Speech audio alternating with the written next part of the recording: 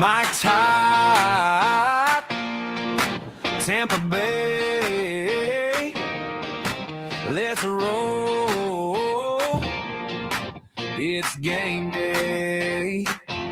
Rays on the diamond, bolts in the sky, Bucs on the goal line, Bulls ride or die. From the tailgate talk to the bright field glow, you know where to go. It's the JP Peterson Show. All right, welcome in on a Thursday here on the JP Peterson Show. Thank you so much for joining us today. We got lots to get to today. News making already this morning. Boy, wait till you hear what Lane Kiffin said at SEC Media Days. Timmy, you are not going to believe it. You are not going to believe it. Did it sound like a big fat fart when it came out of his mouth like everything else? It was unexpected, so I don't know about that. It was very unexpected. We'll get to that in just a second. We got Rays, obviously, to talk about as their role continues. That's 3 straight against the Blow Jays, as Timmy likes to call them. We're getting some contributions from people other than the tremendous trio, as Big O likes to call them. By the way, Big O will join us at the end of the show here. And we'll also have a Big O show today with special guest Jason Michaels. 11 years in the big leagues, Tampa Jesuit graduate, University of Miami Hall of Fame. Another great product of baseball here in the Tampa Bay area. So we'll have that for you on the Big O show today. Lots of good stuff. We taped that on Tuesday, Timmy, and it's good. It's fun. It's a lot of great information. Yeah, Jason's a wealth of knowledge, man. He is good. I mean, and I just basically sat back and shut my mouth and let those two guys talk baseball, man. It's really, really good. Try real hard not to hold it against him. He played for the Disastros. But Yeah. He played for a few teams, but really, really smart guy.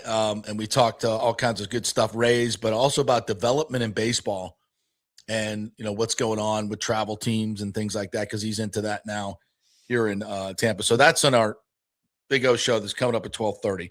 We got lots to get to here. We got Rays. Obviously, we're going to hit on that. A lot of stuff happening in SEC Media Days. We'll get to Lane Kiffin here in the morning. John Summerall yesterday for the Gators left an imprint.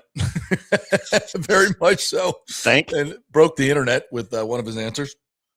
So we'll get to that. There's a lot of fun stuff to talk about today. And we'll preview the Bucs skill players today. We did offensive line yesterday. The Bucs get started next week, and so we'll next week. Yeah, it's coming up quick. So we'll get to it here today. So thanks for joining us. Appreciate you guys already in commenting. Remember, you could do that on YouTube. You could do that on X. You could do that on Facebook. We love you guys being a part of the show, big part of the show. So that's what we do each and every day. Here is the breaking news from Rick. Lane admitted he should be coaching at FSU. Yes, he did. He told the story I've been telling for a while. No, he did not. No, he did not. But it's a little tongue-in-cheek. He took the podium today. So much of Lane's life is grounded here in Tampa. His dad, obviously, Monty, was the defense coordinator for 13 years while Lane was growing up. And, so obviously Tampa's got a big part of him. His family has lived here for a long time. So, it's the Kiffins are a big part of Tampa and Tampa Bay. So this is kind of a home game for him. But obviously, in moving from Ole Miss and to LSU and at the end of the season in the playoff, it was an unprecedented situation. I thought it was interesting. Summerall said yesterday that he and Lane were chatting during the whole time during it, but he, famously was allowed to coach his team through the playoffs and bowl season, whereas Lane was not. Now, you can look at that, whether that was Ole Miss's fault or Lane's fault or however you want to litigate that. We don't need to relitigate that. I thought Lane got a bit of a raw deal for that because he did want to stay at Ole Miss, and they did not allow him to. And I totally understand those reasons as well. I think there were, great reasons on both sides. But what's done is done, and he moved on. What shocked me today was his diatribe on social media. A guy that has, owned social media for so long And I knew that he was off social media. I didn't know the whole story behind it, that his son Knox challenged him to get off of social media. And so we did. And not only did he get off social media in terms of posting, but then he deleted all the apps. So this morning, Lane gave a long and interesting soliloquy on why getting rid of social media is a wonderful thing. And a lot of his players are doing it. A lot of his friends are doing it. I wish I could do it, but it's kind of the backbone of what we do in our business. That'd be kind of tough for us. Yeah. Which is I would love to. Yeah. Trust me, when I retire, I will be gone from that. But it's just part of it's part of what we do now. So it's a big part of what we do. Obviously, our platforms are all over social media. So it's a necessary evil in a lot of different ways. But I thought it was really interesting to hear his perspective on how it's opened up his life, how we don't compare. One of the things if you're not on social media, you're not constantly comparing your life to everybody else's fake life on Instagram and everywhere else. God. You're not comparing your spouse. You're not comparing your living. You're not comparing your financial situation, which whether you want to or not, you're constantly doing if you're on social media because you see everybody's best life. Rarely does somebody get on there and go, listen to my shit day. Right. Listen to how bad my life is right now. So, I just thought that was super interesting. There wasn't much breaking news as far as, what's going on with Lane. There are a few gotcha questions in there, revolving around the Vanity Fair interview where he said something that has been obvious for a long, long time.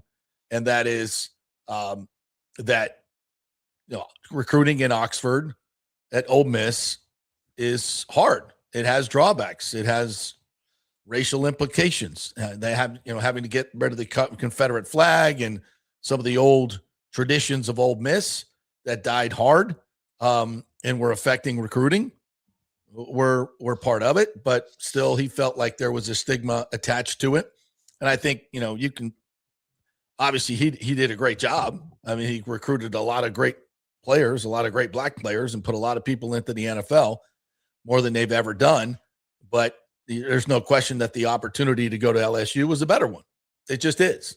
And he took it. It was clunky as it can get. Not all his fault. Listen, Lane Kiffin is a very complex character. I know I've known his family for a long time. I'm probably a lot more sympathetic towards him than most of you are. I think there's room for all of us to grow and mature through our lives. He'll be the first to admit what he did at Tennessee was wrong. USC, the Raiders, all of that stuff. I mean, he was the youngest head coach in the history of the NFL, and that did not work out well. And he's had a lot of personal growth over the years, and I think we should all give him grace in that time. And as we all have grown up over the years, and you don't stop growing up in your 20s or 30s. It's a lifelong quest for all of us. And if you're not growing and learning, even at my age, then you're probably not doing it right. So I happen to give a lot more grace for people in that way. And I think Lane's great for college football. I think he's a tremendously complicated and intelligent person. He's a tremendous coach. I wish we would have got him at FSU when we had the chance to do it twice, but we didn't. And I think he's must-see TV all the time. I think today was a very muted Lane Kiffin. And I don't know if there was, other than the social media stuff, there's a whole lot that came out of it. He did talk about, growing up. He said there were two people I thought would never die, my dad and Hulk Hogan. And he knew Hulk Hogan very well when he was growing up. So, these are your heroes, and that changes your perspective on life, right? It certainly does. So, nothing groundbreaking from Lane today, but it's going to be a fun season. And what was LSU? 7-6 last year? Is that correct? I think that's right. Believe so. Yeah. And Brian Kelly, my Lord, from the time he fake accented at the basketball game when he went, when he was named at the LSU coach. You just remember that, Timmy? We're just like, this is not. Well, he was named the head coach. We're like, Brian Kelly to LSU? What are we doing? Not at all. I did not think he was an SEC fit at all. Oh my God, I don't think he's a good coach anyway. But and case in point, when all he did was complain about how he can't win a national championship at Notre Dame. I know Marcus Freeman hasn't won one, but he's contended. Damn close. Close. Way closer than Brian Kelly was ever going to get at Notre Dame. No, absolutely. Yeah, fit is a must in college football. You got to get a guy that fits your culture, your fan base culture, and Brian Kelly was just never that. Never that. Just a terrible hire. But Lane's exactly what LSU needs. He's he's a brilliant offensive mind. He's a tremendous recruiter, and combined with the resources at LSU, I don't think I'm pretty sure it's not going to be this year, but he'll be there. They'll be there. They'll be a perennial playoff contender as long as Lane is there. And I think it'll always be good. It'll be good theater. No question about it. So John Summerall yesterday for the Gators had some fun moments. And I think just in talking to everybody over there and watching all the media, John Summerall is a commanding dude. He is a commanding dude. There's no question about it. When he walks and talks, you are on notice. He's edgy. He's a serious man. Showed some humanity, I think, in a lot of ways yesterday. He did say at one point that the thing he cannot control or doesn't like is bitching and whining and complaining. And then he also said he will not tolerate it with his team, but he can't get it out of his own house. that his kids are whining and complaining way too much. So I don't know if it's good to admit that, tongue in cheek, obviously, that you can't get it done in your house, but you hope to do it with 105 scholarship athletes or 95 scholarship athletes. So good luck with that, coach. Good luck with that, because in this day and age, that's going to be tough. But all jokes aside, I think if you're a Gator fan, it is a perpetual wait and see until you get a guy who can prove that he can, do this at the upper echelon like Steve Spurrier and Urban Meyer did it. It's always going to be the standard at Florida, and he's got to get there. Has he done the things and said the things that are right?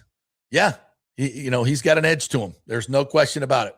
He's got an edge to him, just like Urban Meyer did, and in a different way, Steve Spurrier did. The dude has an edge.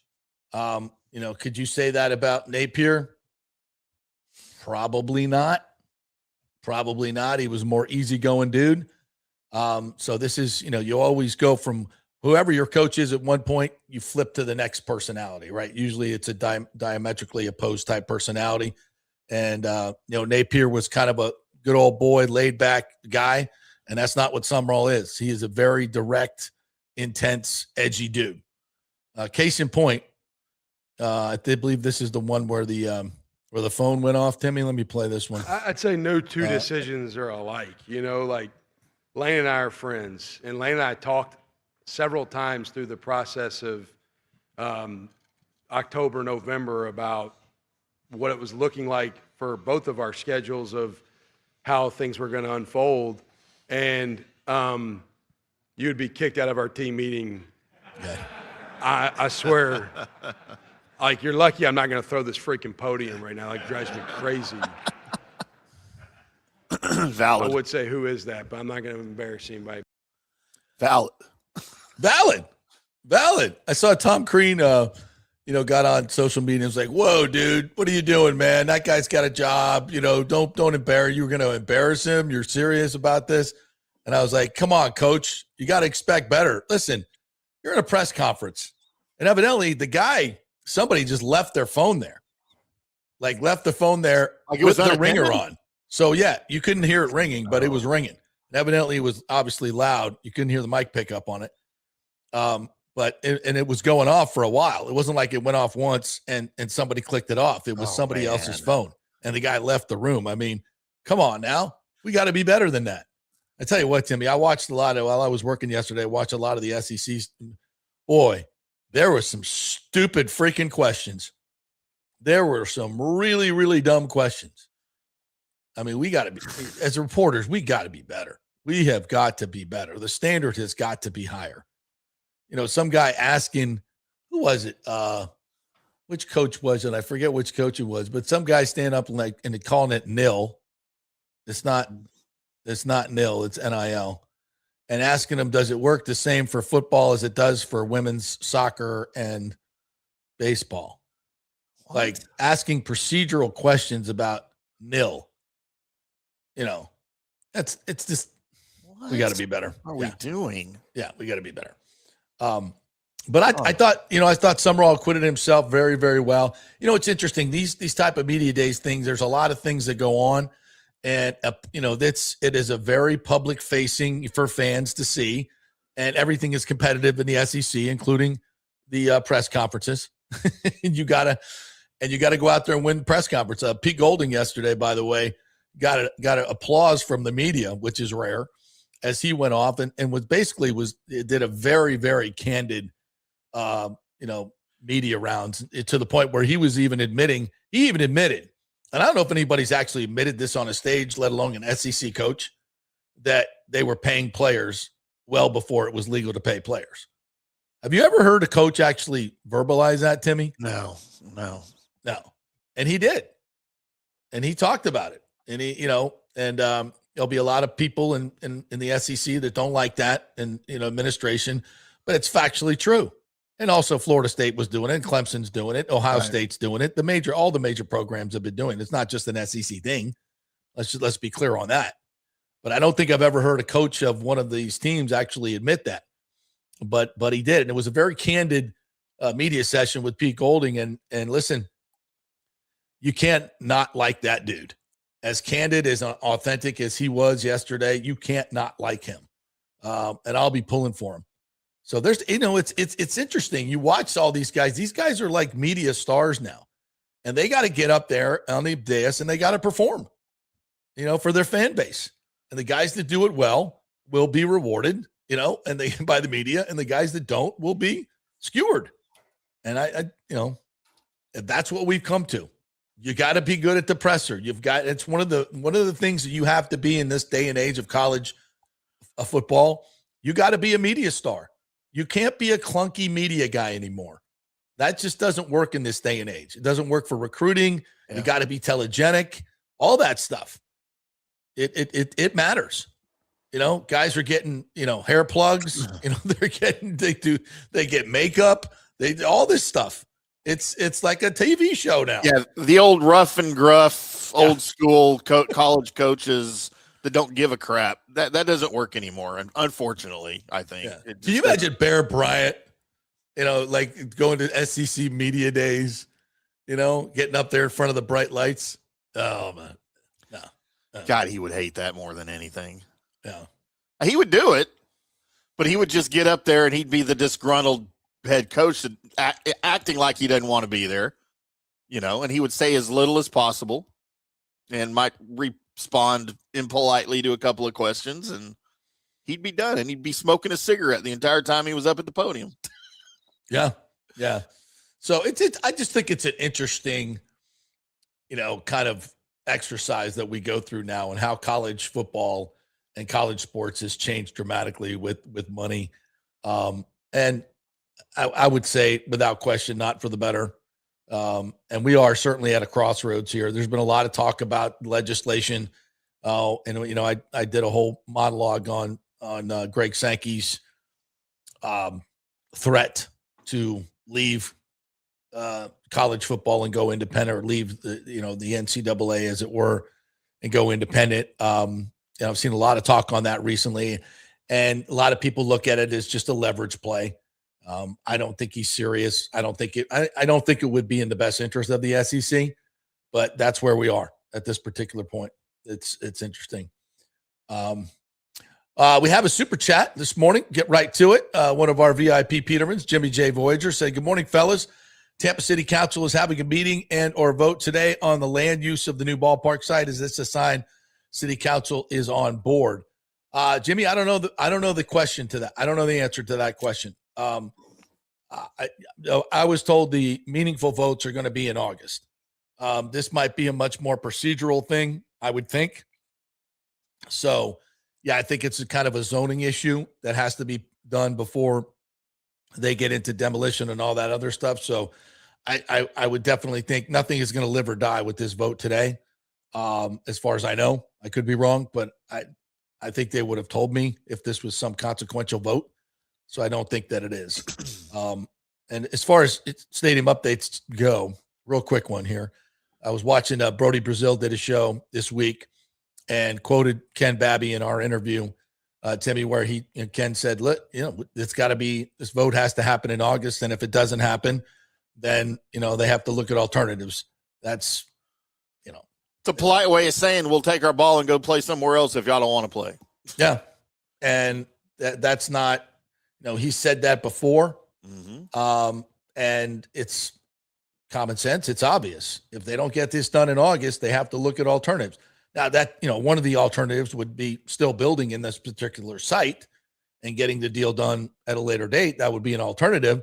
But what you're doing is you're bringing everybody you're basically putting the Rays out to free agency instead of locking them up while you're the only one that can negotiate with them. Cause that's what it is right now. They are the only, Tampa's the only place that they can negotiate right now. They can't legally negotiate outside of it. Then, you open them up to free agency. Do you want to do that? Because they're highly sought after. This would be, in terms of these expansion cities, this would be Tom Brady hitting the market. That's right. It would be Tom Brady hitting the market. Yeah. And they would be scooped up quickly. And there would be a bidding war for them. And they'll make a hell of a lot more money than they're going to make, get here in Tampa. So again, we say it as we've said it a million times. Let's don't fuck this up. This is a tremendous opportunity. And, despite all the fake news out there and the opposition mailers and all that crap going on, I still believe this is going to get done. I really do. All right. We got one other. I wanted to play this one too. This is Summerall on the dais with Nick Saban giving him a stern warning. I think you'll enjoy this. Dude, John, I'm a Florida resident now, and down there amongst the Gators, and Governor DeSantis is a good friend. You took our former president, Stuart Bell, who's now a Gator, and I want you to know I'm kind of a semi-Gator. So if you don't get your shit together, I'm going to be in the middle of it. Let's go. I just want you to know that. You didn't need any more pressure, did you? No, actually, Coach, I really appreciate you saying that. Wow. When Nick Saban tells you to get your shit together in Florida, that's a thing. That is a thing. All right, one more thing from SEC Media Days. This is Alex Golish. Speaking of telegenic and well prepared, and everybody's going nuts in Auburn about how great the Golish showed out, and I thought he did a great job.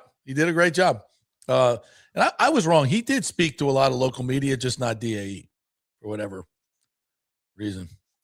Probably spoke to Evan Klosky, spoke to Scott Smith, but probably a concerted effort on his part. Calculated. I think no question about it. Yeah. Anyway, here's Golish. Set goal. Talking down to everyone in the room. Going into 2026. Yeah, women. So I don't set goals. I've always thought that's like a little bit like New Year's resolutions. They usually work for a little bit and then you kind of keep it moving. I set standards. We set standards as a program. Our standard is to be the best version of us every single day. The standard when I got to Auburn was to get as good as we possibly can, as fast as we can. How do we do that? By our daily process, by how we attack every single day, by the standards within that program that, like I talked about earlier, that as they become upheld by our players and it becomes player driven, then those standards become reality, become a way of life every single day within the program. Yeah. That's nothing new. I just wanted to kind of play that just to, he's prepared, and Auburn fans are eating it up. And I think he's going to have a decent year because he has Byron Brown. The kid's, and he's running that system. I think that's, you have a top 10 quarterback in football, which I think he is, maybe even top 5. Like, you got to do a lot to F that up, even in the SEC. I mean, if they don't win, I need to do a deep dive on their offensive line, I guess, Yeah. the rest of their offense. I know Byron Brown, but I don't know who's still there. I haven't looked at their departures, in the portal, and their the guys that have showed up. I need to look at their O-line and kind of see what that's going to be like. I'll do that this week. well, he beat Florida at Gainesville with a USF offensive line. Mhm. He's good. He's really good. He's hard to tackle. He's a freaking horse. He can throw the football. He's a really, really good player. So I think they'll have a good year now, but will it be when he leaves? What then? Then you Right. got to go develop another quarterback. Can he do it? We'll see. Is Brown, he's a Golish recruit, right? Or was he there before? I don't I know. think he might have been there before. I'm not sure Alex recruited him. I could be wrong on that, but Alex developed him. Okay. So, I mean, we're, give credit. Alex For developed sure. him. Yeah. One of our listeners, Ross up in Boston, daily listener, I went kind of back and forth with him on Twitter yesterday. It was a great conversation. And he kind of called me out a little bit on my Golish take yesterday, and which was, Golish did a great job at USF. He resurrected the program. He did a great job. We didn't have him on our show a lot. I think just a couple times. And there's a reason for that. I never really got close to Coach Golish, made some strides, but the information I got on him for people that work with him was not maybe as favorable as others. There's some people in the business that he rubs the wrong way. And I think you can see why. I just, one of the reasons I played that. When he's your guy, you love it. When he's your guy, you love him. But when he's not your guy, I don't know. I don't know that I've ever heard someone describe goals as being bad. No. Like, that's new to me. I haven't heard that before. We have standards. We don't have goals. You goal-oriented people. That's for New Year's. Eh. What does that even mean? Everybody has goals. Except for me. I'm pretty goal. We have standards, which is fine. I like it. It's a nice They're little not the twist same on thing. it. They're not the same thing. Yeah. It's just, I think you understand. It's like when you see it, you know it. And I don't want to necessarily attach a negative word to it. It's not my cup of tea. Yeah. He's not my cup of tea. He's just not. And there were a lot of people and boosters over at USF. Maybe a lot's not a great word. There were a few that he rubbed the wrong way. And listen, sometimes successful people do that. I'm sure Nick Saban rubbed a lot of people the wrong way. Yeah, but you put up with a lot when you win. That's Exactly. the difference. Exactly. And listen, he won, but beat Florida. Yeah, he's competitive, did a nice job. But there were a lot of games, frankly, I think they should have won. And but anyway, Ross kind of called me out on that. And I said, I don't think we certainly were not of the over the top crowd on Golish. Right. We were not. I thought he did a good job, but I also said Hartline's an upgrade. He's going to have to go out there and prove it with wins. I just feel like our Hartline is a much more authentic person. I think he has a much better pedigree than Golish. Anybody you talk to about Hartline, they don't say the things they said that work for him or work with him. They don't say the same things we heard about Golish. At least I've not heard it.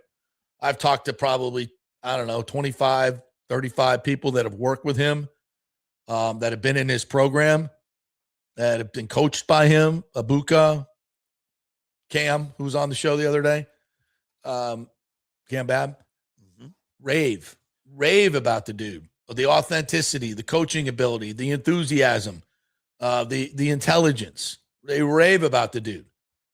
But listen, you got to go win. You got to go win. Do I think he'll win more than Golish? I do. I think it won't happen this year. I don't think. If it happens this year, I will be blown away. Having to replace basically all of your starters and implement a whole new culture and 2 new systems on offense and defense, that's a big ask. That's a huge ask. Now, he's also not doing it in the SEC. Yeah. It's the American, or the Big Ten, which is a good league. It's a really good league. I mean, but it's not the SEC. It's not the Big Ten. It's not the ACC. It's just not. So can he do it? I think he can. I think they'll have a winning season. I think they'll go to a bowl. I don't think they'll be necessarily in playoff contention, but we'll see. We'll see what Hartline does. But you give him 2 or 3 years, I think he'll be a better coach than Golish was. Is there anybody that doesn't think Hartline is a upgrade from Golish? Like, to me, that's unfathomable to think that it's not. Well, I don't know. I mean, I hear people say, Golish did a great job and blah, blah, blah, blah, blah. And he did. But I think Hartline's an upgrade. I think most people believe that. Yeah, absolutely. And Golish was here for how long? 3 years? Yeah. And also, listen, I'll cop to this. I thought Jeff Scott was going to do a great job. It was a disaster for many reasons. But and I would, looking back, I was biased. I'd known Jeff since he was a kid, right? At Florida State since he was a child, and his dad Brad Scott was working at FSU. So sometimes your bias colors your perspective. But listen, the guy came from a great program in Clemson who had tremendous success, and he was a big part of their offense. I mean, it was great pedigree. It just seemed like a great hire, but some guys just don't elevate well as a head coach. They just don't. You see it all the time. It's not easy. It's a very, very tough job. You got to be so many different things, and it's never been more difficult than it is in this day and age. So, yeah, that was a miss. And we don't know if Hartline's going to be that guy. We just don't know. He's never been a head coach. So let's see. But listen, all these, at one point, they all get their first head coaching jobs. Nick Saban, Steve Spurrier, Bobby Bowden, all of them. You just never know. You do your best to evaluate, like, Scott Strickland did with Summerall, and you see where it goes. Early returns are good, but you don't know shit until they get on the field and you see them coach.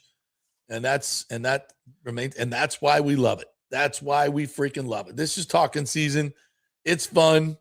Nobody's lost the game yet, so everybody's happy. But that's going to change come late August, and that's why we watch. And I can't freaking wait for college football. All right, we'll take a break. We'll come back on the other side. And I'm sorry we're talking lots of college football, but we do Rays every single day, right? And we'll do it right now coming up. We'll hit last night's game. So I'm going to just switch it up a little bit while the SEC media is in town and talk a little college football. It's a big part of what we do here. We're big college football guys, big college football show because Tampa is a huge college football market. All right. We are brought to you by the great folks at Genesis of Tampa, the Murphy Auto Group. If you have not gone on over there and test drive these cars, these Genesis cars, you are missing out. If you are in the market for a new car, and by the way, yes, new cars are expensive. There's no question about it. But I got a 2023 GV70 for a very, very reasonable price. My payment wasn't much more than on my 2018 BMW. All right. And this car is way better, like not even close, not even in the same realm. And that's what blows you away about Genesis. When you go test drive these cars, you'll say, oh, this is just like, the top of the line premium cars. And it is, except the price. The price is not. It's significantly less. So go check out what everybody's talking about, that GV70 at Genesis of Tampa. No payments for 3 months. No payments for 3 months and free gasoline. Check it out. Again, Genesis of Tampa. Back in 3. Pitch Roofing believes giving back is part of doing business the right way. That's why they proudly offer exclusive discounts to those who gave the most to our communities, including veterans, first responders, seniors, and teachers. And for listeners of the JP Peterson Show, there's even more good news. Pitch Roofing is now offering a special discount just for fans of the show. With so many roofing companies coming and going in Florida, it's important to choose a contractor you can count on long after the job is done, especially when it comes to honoring your warranty. Pitch Roofing is built for the long haul with a reputation for quality, transparency, and standing behind their work. Whether it's a repair or a full replacement, their team delivers honest guidance, quality workmanship, and no high-pressure sales. Call 727-67-PITCH, 727-677-4824, or visit pitchroofing.com to schedule a free estimate. Pitch roofing, roofing done right. Big thanks to Italiano Insurance, the great folks over there. They will soon be part of Gallagher Insurance. A little name change, but same great folks, same great customer service you've known for over 65 years.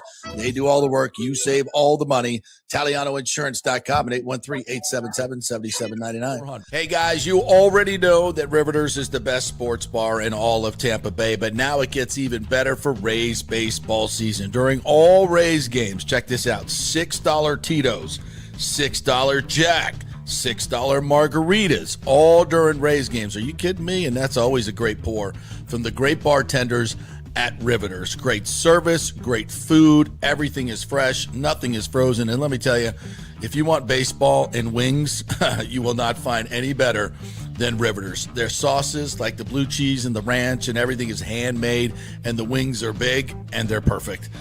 Wings, baseball, Rays, Riveters. It all comes together during baseball season. Once again, in addition to all the great food and service you get, $6 Tito's, $6 Jacks, $6 margaritas. It's time to celebrate. Baseball season is back, and celebrate at Riveters. You know where it is, right there on Dale Mabry, just north of 275, just south of the stadium. See you there at Riveters.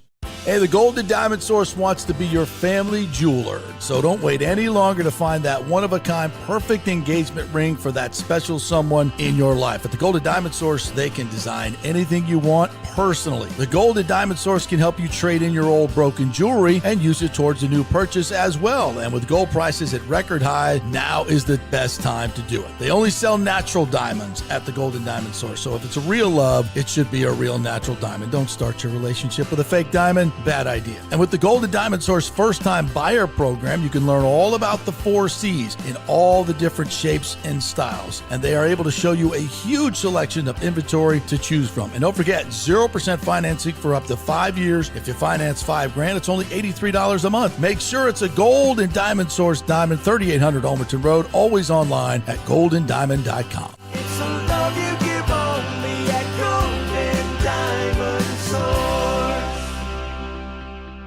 Hey, JP here for Genesis of Tampa and the Murphy Auto Group. I think the best way to experience a business is to use that business. And I just did at Genesis of Tampa. Just bought a GV70, a 2023, and it feels and drives all new. It's an absolutely fantastic car. The technology, the comfort, and the price, absolutely outstanding. Frankly, I never thought I could get into a car like this, but they made me a deal I could not refuse. And I also get the VIP service where you can just drive right up, their pit stop service. They'll top off all the fluids, make sure your air in your tires is good, new wipers if you want them. If you need extended service, they will come to you, bring you a courtesy car, and then bring your car back with more do you want. The experience was just VIP all the way. And you can get that at Genesis of Tampa. And don't forget, you can get extended warranty, which I did. So I have worry-free miles up to 100,000, and all they do is just take it in. Actually, I don't have to take it in. They come to me. It's perfect. It's Genesis of Tampa right there, 801 East Bears Avenue, right off of 275. Go see them and tell them JP sent you. Let's go. Right now, back to the show on FanStream Sports.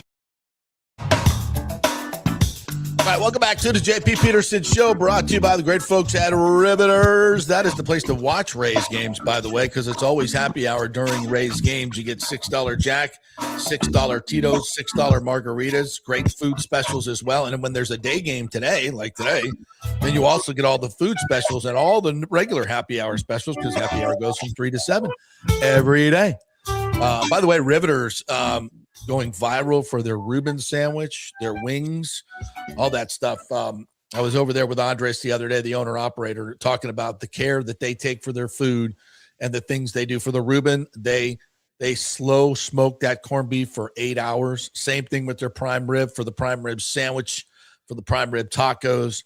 I mean, it is no joke. That dude is serious about his food. By the way, they own Boda, which is right next door, across the street, actually, next to the that other place, the Mons Venus, whatever. That's not, I don't know what that is. This place Boda right next door, fresh Mexican. Let me tell you what, that place, they've got some tacos over there. Yeah, I'm talking about Boda. They got some tacos over there, baby, and they are.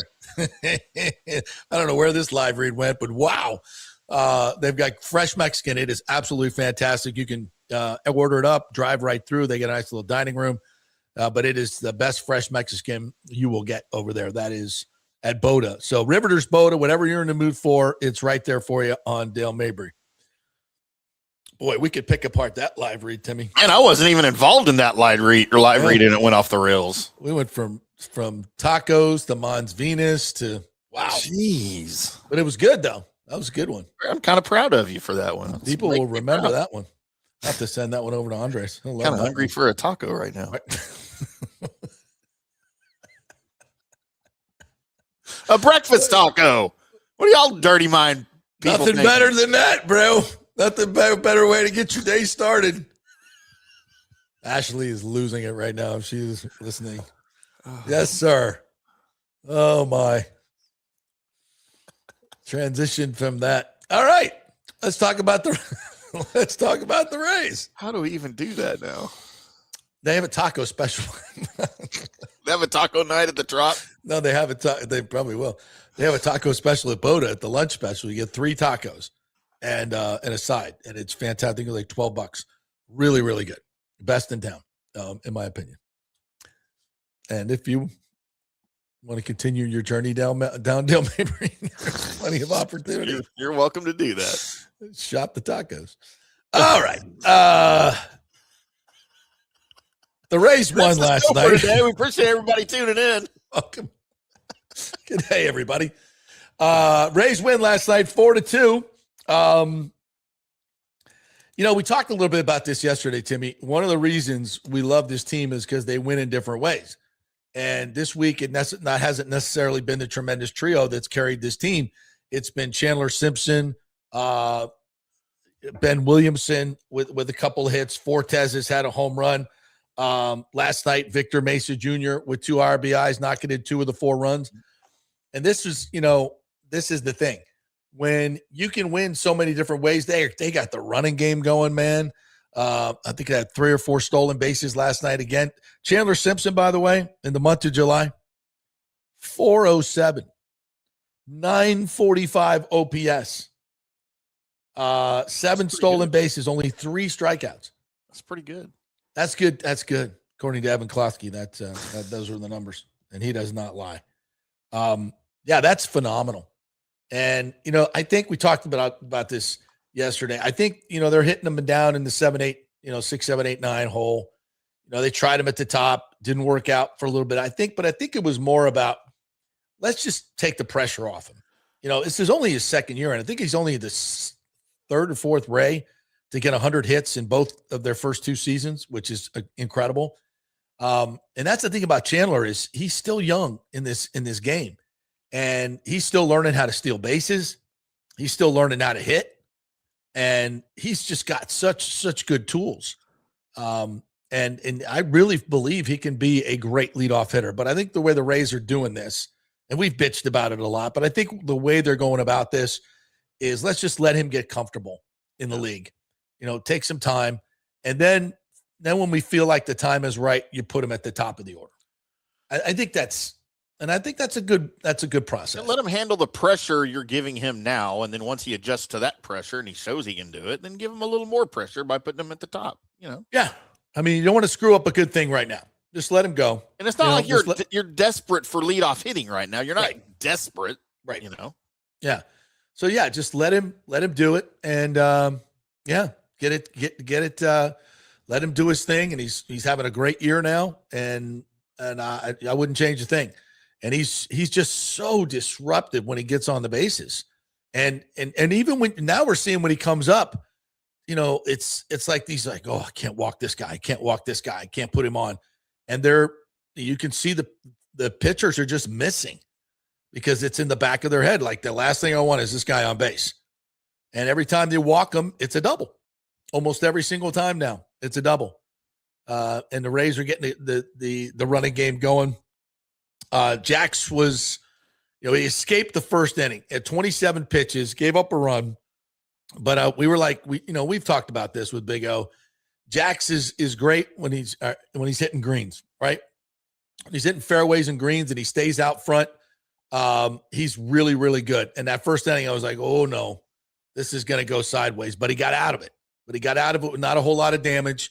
And then he really found a groove. I think he's retired 10 in a row at one point. The changeup was just devastating, really, really devastating. So he ended up going, 6 innings, 3 hits, 5 Ks.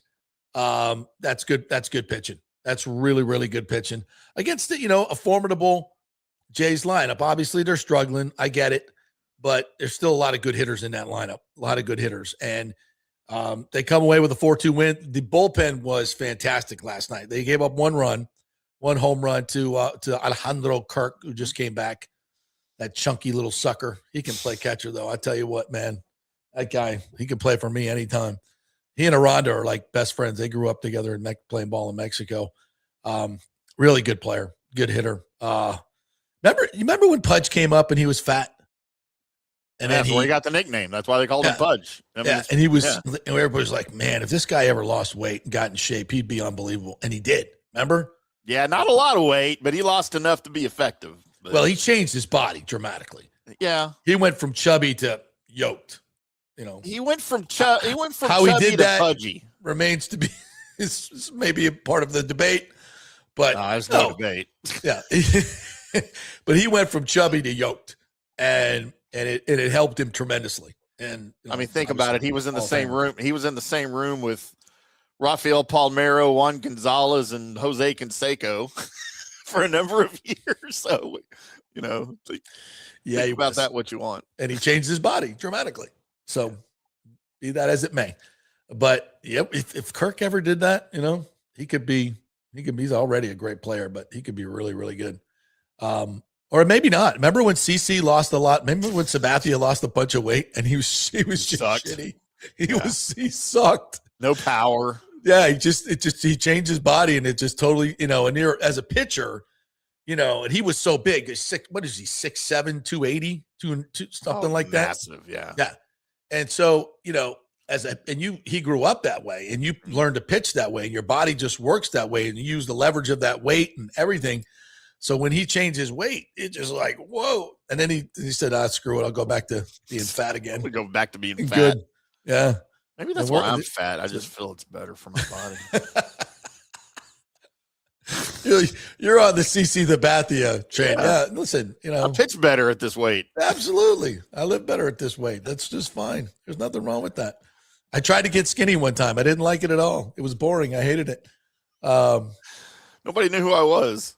Right. So good night for the Rays. By the way, Dan Matthews is going to join us at 11:15 from SEC Media Days. He's our correspondent over there today. He's morning host in 790 in Houston. Big SEC guy, big LSU guy, he covers it all.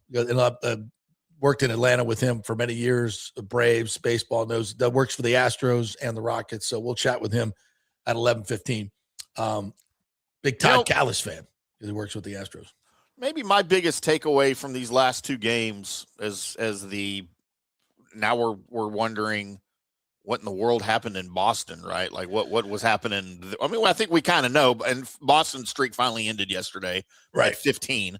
Mm-hmm. But when you look at these last 2 games against the Blue Jays, after completely pounding Toronto the previous night, the Rays showed that they can win a low-scoring, pitching-driven game, which obviously is a much healthier formula than relying on home runs every night.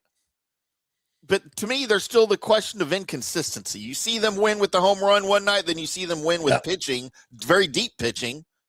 What Baker had another perfect ninth, right? Mm-hmm.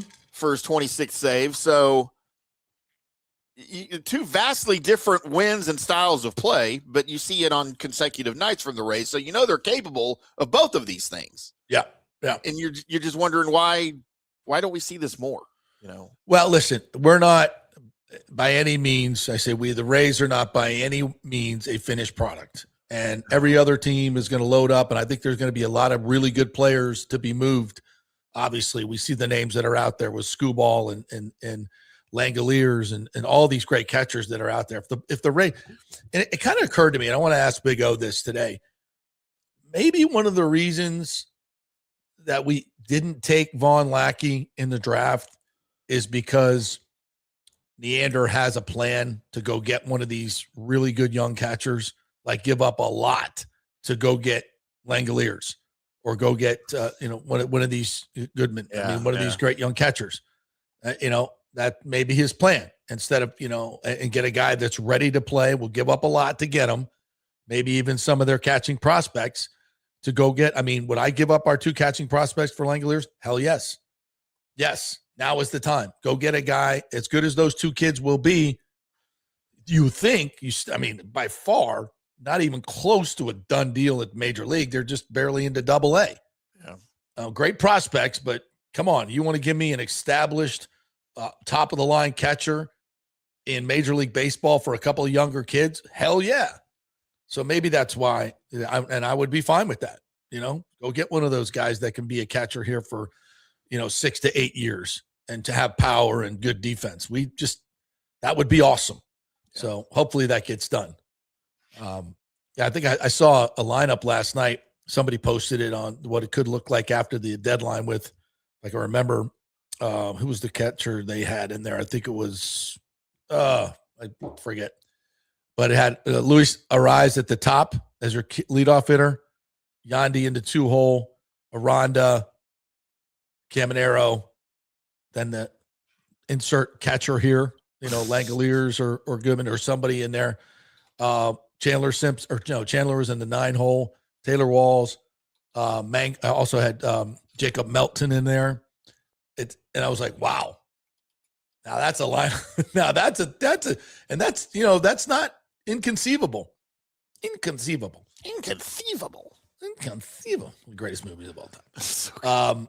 So I'm like, wow. With our pitching staff and that lineup, we win the American League. We go to the World Series. 100%.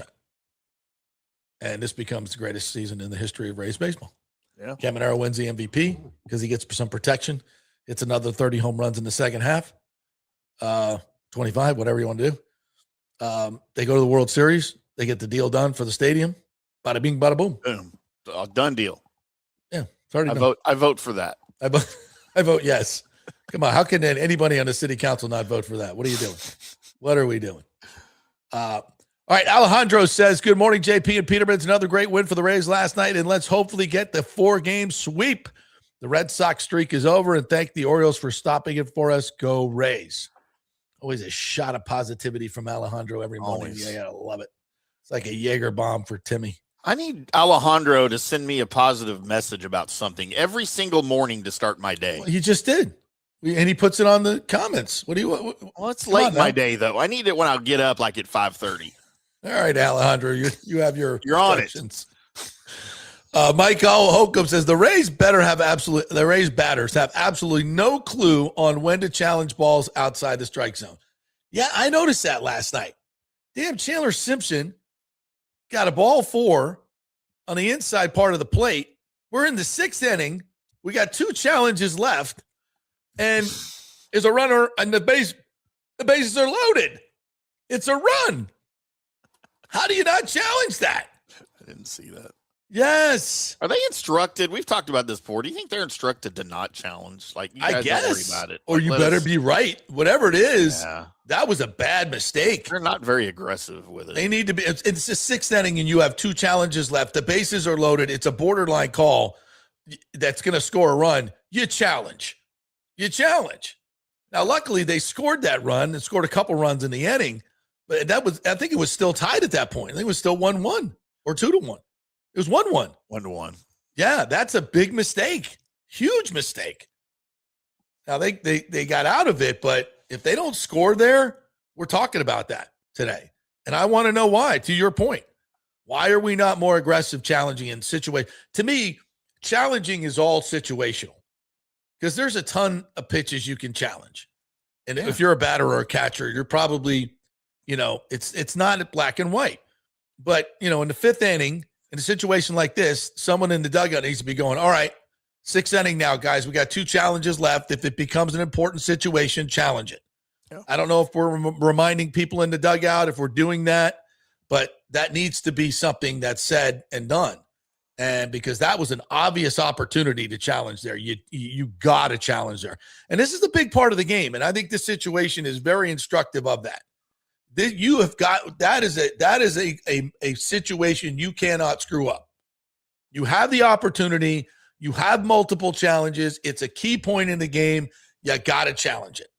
But all of this is new, and they're learning, and this should be a learning point and a teaching point for Cash and everybody on this team. I don't know if that was Chandler's fault, it was Cash's fault, or organizationally what they're doing with it, but that was a whiff. That was a bad miss. Yeah, and I wonder if teams, obviously they have their own internal, I guess for lack of a better word, strategy on how to handle challenges, and they impart those to their players, And I think those strategies or challenge strategies will probably evolve for every team, and they're probably still kind of figuring things out because it kind of depends on your players. You can't, every team can't treat it the same, and every situation, every inning, every score, it all matters, when you want to use it. So I'm sure these things are still sort of developing with these guys. And they'll use that as a teaching tool, no question about it. Jimmy J. Voyager, another one of our members, a VIP member, says, I think the Rays need to add a catcher, preferably second base, and a rotation piece at the deadline. I think we can all agree on that, partner. That's where we need to be. And whether it's Ketel Marte or Luis Arraez, either one of them will be fine with me. I would rather have Marte myself. Big O and I did a huge discussion on that, and he convinced me, and he would convince you if you didn't hear it. Just trust me. That's the way to go. Danny Sledge, intern Danny, says, as the deadline approaches on August 3rd, I'm normally have a larger list of prospect no trades. Now, with a real possibility of the World Series, that list has gotten much smaller. Now, this is kind of a philosophical thing with Neander. What are you going to do here? There's a lot of factors that go into this. Obviously, budget. How constrained are they budgetarily? We don't know. I think there's probably more flexibility now than there's ever been with this new ownership group. That's just my opinion. We'll see. They're not adding $30-40 million in payroll. Don't get me wrong. That's not happening. But 5 to 10, I think that's definitely doable. Because I think they're confident that they're getting this deal done. I think they're working from a. I think if you ask Ken Babby right now, and maybe I am, and I don't think this is something they're going to put out publicly, but I think their confidence level obviously is very high that they're going to get this deal done, and they would be acting fiscally as if it's going to get done at this deadline. That's my opinion. I'm not reporting that as fact. That is my opinion, and we'll see. What else we got here today? Lottie Wilkins says that the 76 creamsicles are back December 6th. How about Patrick Kane going back to Chicago? Yeah, but the 76 creamsicles, I love that. We're not doing the orange ones anymore. We're going with the white 76s. Yes, and it's going to be against the Chargers, who will be in their powder blues. It was, I said yesterday, it will be the greatest uniform day, maybe in NFL history. Isn't it crazy that the dark blue and bright yellow uniforms of the 80s that JP, that you and I were, related more to the Chargers back in the day, are now the throwbacks? Like, to me, that's just bizarre. Yeah, they should be the standard. That's the best. I still like those, man. That Dan Fouts, yes, Kellen Winslow, Charlie Joyner. Yes. Kellen Winslow Sr., by the way. Yeah, thank you for clarifying. Yes. It's not confused that him and his kid. I was at that playoff game in Miami. Never forget that. That was crazy. The hook and lateral at the end to Tony Nathan at the end of the first half. And the Orange Bowl did not sit down and stop cheering until the Dolphins came out. It was like watching a Springsteen encore in the 70s. Oh, wow. People stood up for 15 minutes and did not stop cheering. It was crazy. Well, now you know what it feels like to be at a 3.5-hour game at Kyle Field. Yeah. Wow. They do stand That's what up it the is whole at time, Kyle don't Field the entire time. Elko said yesterday that they averaged 104,000 fans, which is 103% of capacity. Average. Yeah. I'm not Did sure you hear what he said? So at SEC, so yesterday, a reporter asked him, how do you keep your players from being satisfied? Which I thought was a weird question because they hadn't won anything, but the question was, how do you keep your players from staying satisfied? He goes, I show them the trophy case. It's empty. I thought that was a great answer. Mike Elko, man. That was a great answer. Boo Shiesty says, if Hillsborough and Tampa drop the ball, get ready for Rayleigh. Oh, I see what you did there. Rayleigh, R-A-Y, Durham.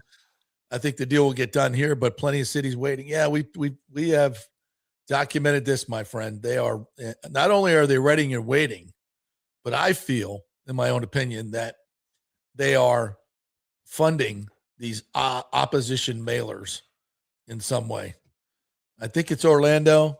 Could be Raleigh. Raleigh-Durham strikes me as a much more classy organization than the Dreamers. No offense, guys.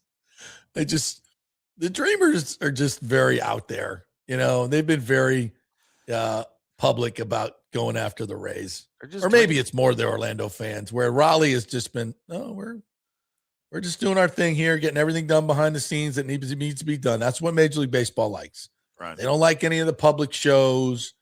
Just get your business done. Let us know behind the scenes that you got the funding, you got a good plan, everything's in place.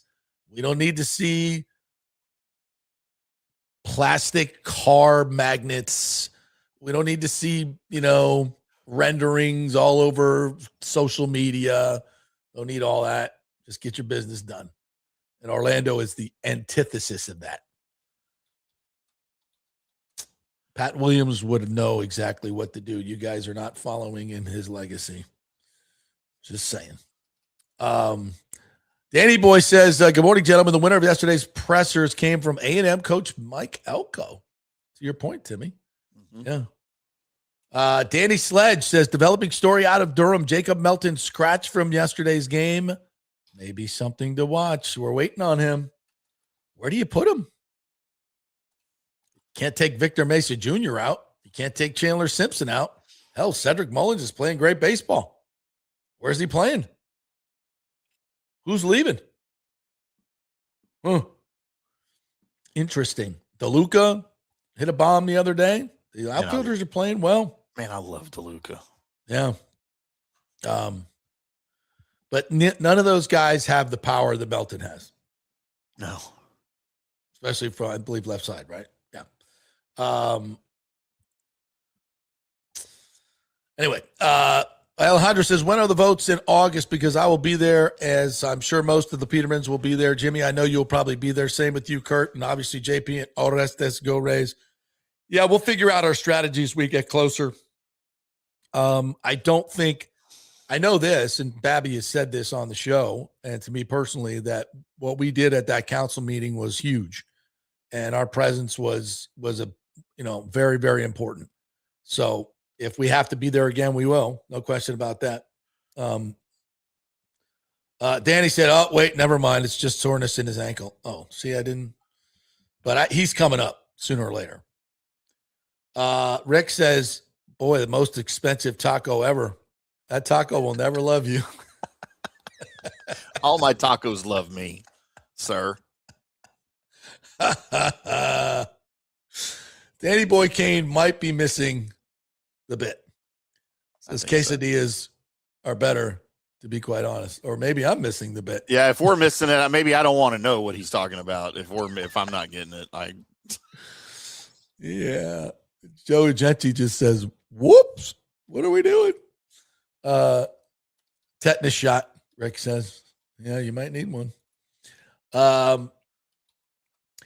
This from Alejandro Emerson, our first-round pick, becomes the second highest-paid prospect signed out of the draft with a $9.7 million bonus by the Rays. This is foretelling for the future for him. If there's possibility he could be called up soon, no. He's an 18-year-old high school shortstop. He's not getting called up anytime soon. Now, The Rock, who's played at UCLA, right? College ball for 3 years, he's ready. Our guy's many years away. Von Lackey is not, which is why we are so disappointed. But we'll see what Neander's plan is for catching, because it's got to be better than what we're dealing with now. And Fortes is, look, they've all had their moments, but they can't throw anybody out. Blue Shiesty says, yes, no guarantee that any prospect will be good in the majors. Yes. You got somebody that's established in the major leagues over, two prospects. Even if they're really good prospects, I'll take the established player anytime. Big Easy says, I saw that lineup too, JP. It had Jeffers as the catcher. Yes, Ryan Jeffers. So, there's three or four catchers on the market catchers rarely come on the market. Yeah. And if you get one, you want to sign them long-term, or if they have some control left. You don't want a rental. Especially if you're giving up big time prospects. You're giving up Llewellyn and Bodine. You can't be a rental. No way. What else? John Hill says the Bucs need a time clock coach and the Rays need a challenge coach. I would agree with that. The Bucs supposedly have a time clock coach. All right, let's take a break. We will come back. Dan Matthews is going to join us from Sports Radio 790 in Houston, covering SEC Media Days. So we'll chat with him about Lane Kiffin's performance this morning and all the coaches. He's been there all week, so we'll get his take on who won the pressers, who's winning talking season over there at the downtown Marriott. We are brought to you by the great folks at the Golden Diamond Source, where it is Christmas in July. If only we had that kind of weather right now, right? Although it was beautiful again this morning. Very nice walk on the boardwalk. But Christmas in July is going on right now at the Golden Diamond Source. Their selection is really amazing. It's like a tourist attraction for you that love jewelry. I mean, the watches they have there, they have 5-carat diamonds you can buy, 10-carat diamonds. They have 20-carat diamonds, 20 carats. Yes, go check it out for yourself. Amazing. And great prices going on. 0% financing is available as well. And so go check it out at the Golden Diamond Source. It's Christmas in July. They're having fun over there, as they always do, at 3800 Ulmerton Road, just over the bridge in Clearwater. Back in 3. Well, the folks at Third Generation Plumbing and AC want to say thanks for making them so dadgum busy. Of course, advertising on your favorite Tampa Bay sports talk show helps, but it's their incredible customer service, honesty, and integrity that have earned them tons of 5-star reviews. And now you could be part of the team at Third Generation. Yes, they are so slammed, they need to hire more certified AC technicians and plumbers. It's a great family business to work for. My buddy John Rodriguez runs an old school family business since 1995. They pay well, give you all the holidays off, and they offer great benefits. No cold corporate atmosphere here. You're part of the family.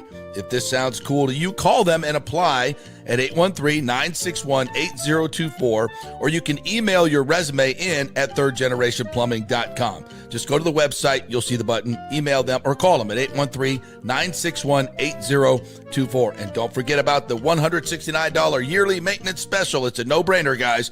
thirdgenerationplumbing.com, and they also do AC. Ciao, Paolo Tini here, owner of Caffè Paradiso, voted number 3 People's Choice Award on Open Table. I want to thank all our loyal family of customers that have been enjoying our great traditional Italian dishes we make from scratch every day. It's a great family story we're proud of. Our family moved from Rimini, Italy in 1984. My dad, Caesar, started Donatello, and that's where I got the start in the restaurant business. I started Caffè Paradiso on South McDill in 1995, and we've been there ever since. From our traditional ossobuco, a veal slow roast for 4 hours, to our daily fresh catch, the Gruppo Paradiso, with a piccata sauce and lobster claw meat, homemade pasta like lasagna, farfalle salchicha salsiccia, which is a bow tie pasta homemade with fresh sausage. Hold on a minute, JP's favorite. I love it. So come and have a glass of wine with me on South McDill. Get a reservation on Open Table and see all our 5-star reviews. Ciao, see you soon at Paradiso.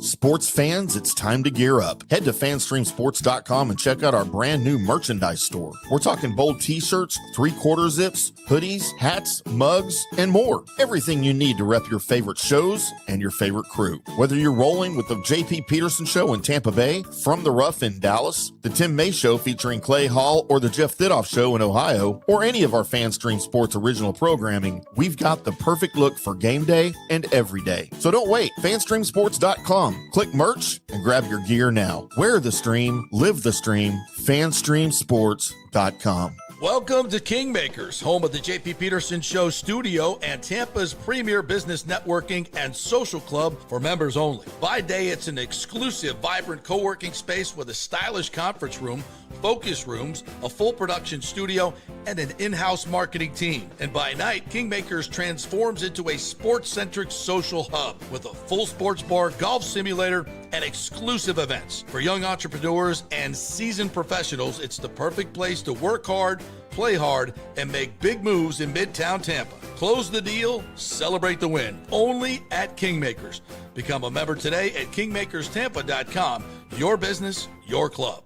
Hey, JP here for my concierge medical professional, Chris Lugo, PA. You've heard him on the show for a couple of years where he shares invaluable medical, nutritional, and supplement advice. With Chris, it's like having a medical provider as your best friend. What I love about this concierge service is the convenience and support he offers. I can text or call him 24/7 with any questions or concerns, and he'll promptly call in a prescription if needed. No office visits or copays required.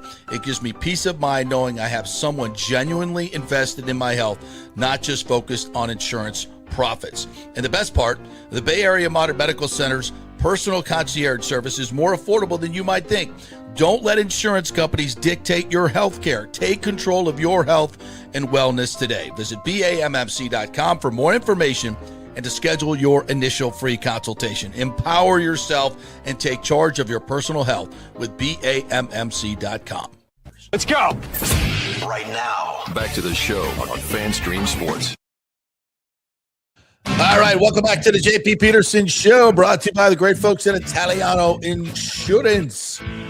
Soon to be AJ Gallagher Insurance. And what does that mean for you? It means the same great customer service you've been relying on for 60 years at Italiano Insurance here, where you give them a call at 813-877-7799 and a human answers the phone. How about that? And you get more options as they move to AJ Gallagher Insurance, which will help save you money as well. So it's the same old deal. You save all the money. They do all the work. You don't have to call these 800 numbers and go crazy trying to get your insurance. Let them do the work. ItalianoInsurance.com and also 813-877-7799. All right, we'll get back to your comments here in just a little bit. We will get to the Bucs skill position preview. But first, our good friend Dan Matthews from Sports Radio 790 in Houston. He is the morning drive host. Also works with Astros pre and post and Rockets pre and post. And he's our SEC media correspondent for the day. What's up, Dan? How are you, my friend? Hey, JP, it's good to hear from you again, buddy. You are frozen. You are a frozen picture. We can hear you. We can hear you, so that's good. We may just get there. That's working. All right, so you've been there all week, sequestered in the Marriott. I'm sure you love our fine city. I'm not sure. Did you get out to enjoy it at all, or have you just in every press conference? No, absolutely. I mean, last couple of nights hanging out in Ybor City, went and ate a great Italian meal. Can't remember the name of the place, but I know it's part of the Columbia restaurant group right there. Oh, Casa Stefano, yes. Yeah. No, got a nice That's little. That's a great one. Bernini's a fantastic one as well down there. Okay. You can't miss. Yeah. See, I'm always down for a good Italian meal. So went and got some good veal scallopini. The focaccia, all of that was amazing too. So it was a hell of a time. Little bit of red wine with it too. So wasn't a bad night. And then last night went over to Double Deckers. See, every year at SEC Media Days, it's become a tradition here over like about the last 15 years that a group goes on Wednesday night and does karaoke. Found a place last night, got up on stage.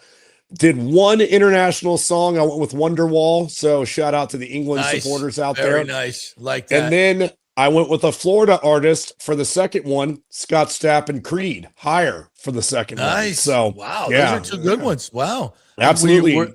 Were you well received?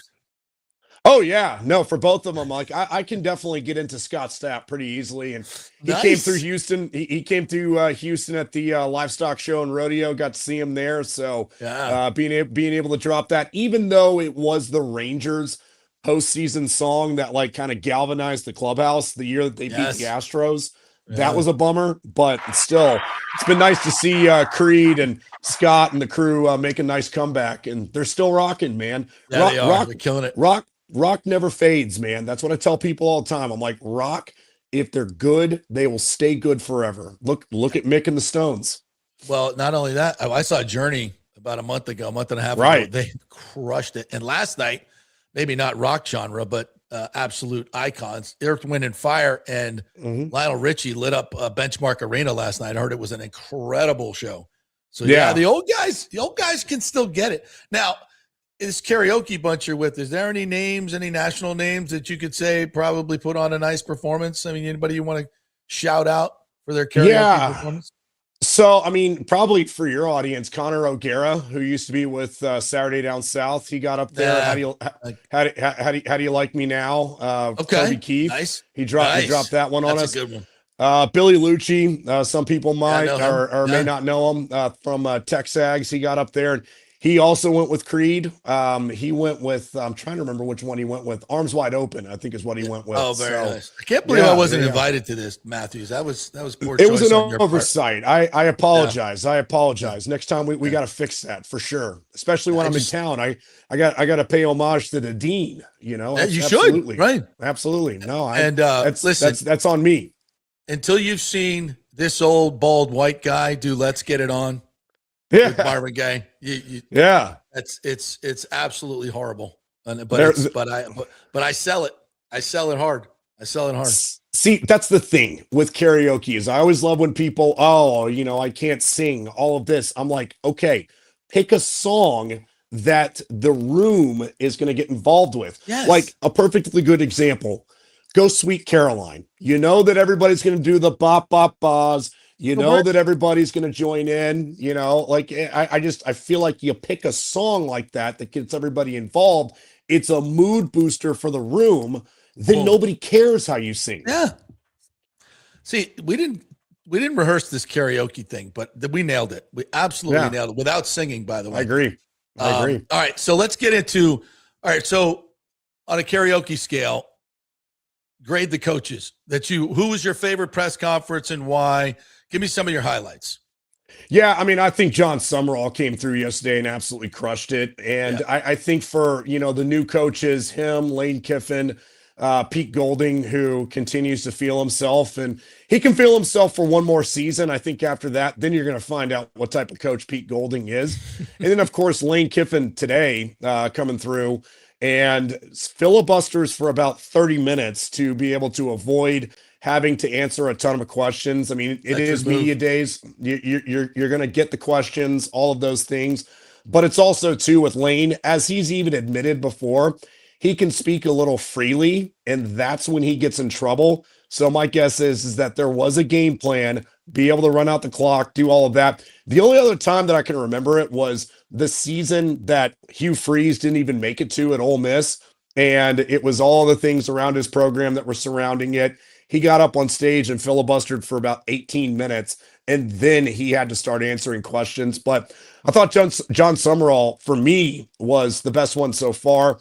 LSU went this morning, I believe Arkansas is also going today. And then a little bit later on, you're going to get University of Texas rolling through. And Sark's not going to give you anything juicy. I mean, that's just not who he is. Although, I mean, the one thing that I am looking forward to hopefully asking him is, did you do a little bit of covering for your guy? Because remember, when he took the shot at Ole Miss earlier on this offseason, it was the day removed from when Lane in that Vanity Fair article had said, hey, when I was at Ole Miss, it was kind of tough to recruit because of the history of the school, the racial tension, all of that kind of stuff. And then, of course, everybody angry with him. And, of course, the people at Ole Miss backing themselves up, saying, oh, we don't have those problems here, whatever it was. And then that's when Sark, it was almost kind of like, hey, Lane, I'll take the heat off of you. Yeah. I'll get on Ole Miss's radar now. So I'd like to actually try to figure that out. Nicely done. What'd you think of Lane today? What stuck with you? I think probably him mentioning that he watched the Hulk Hogan documentary and then finishing it off with "We're all gonna die." You know, like that was I loved it. You know, yeah. I know you're a big Scotty Scheffler guy, and somebody had brought that up. That I guess he had said last year at the British Open, and he laughed about it this year. He goes, "Yeah, you know, this year it's this. Last year we're all gonna die." You know, but it is a fact of life. But I mean, you know, it's just one of those that Lane can get a little philosophical on us. So I guess that's what he decided to do. But for whatever reason, too, I mean, you know, with LSU courting him this offseason, it made them the target for the national media and everybody else to come after LSU. And then it ramped up even more, not even football, but bringing back Will Wade this offseason. So LSU, I think, pretty much looked at the college sports landscape and said, hey, we'll be the bad guys. We don't care. Yeah. True. What'd you think of Alex Golish, our former USF guy now at Auburn?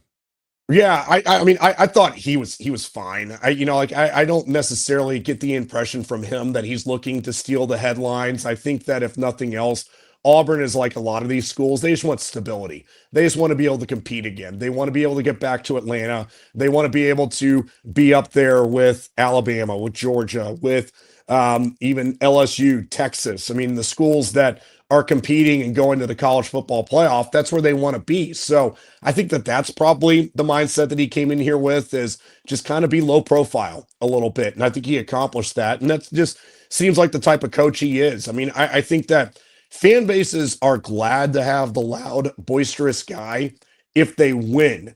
If you're going to be the cliche machine and you're going to be like me and you both spent time in Atlanta, like a guy like Dan Quinn, who's going to be more of the Pete Carroll, and there's going to be some sort of theme for every single day, Dale Carnegie and guy, some sort of cutesy thing. Right. I mean, you know, the sayings that would be on Hallmark greeting cards or on T-shirts or any of these things.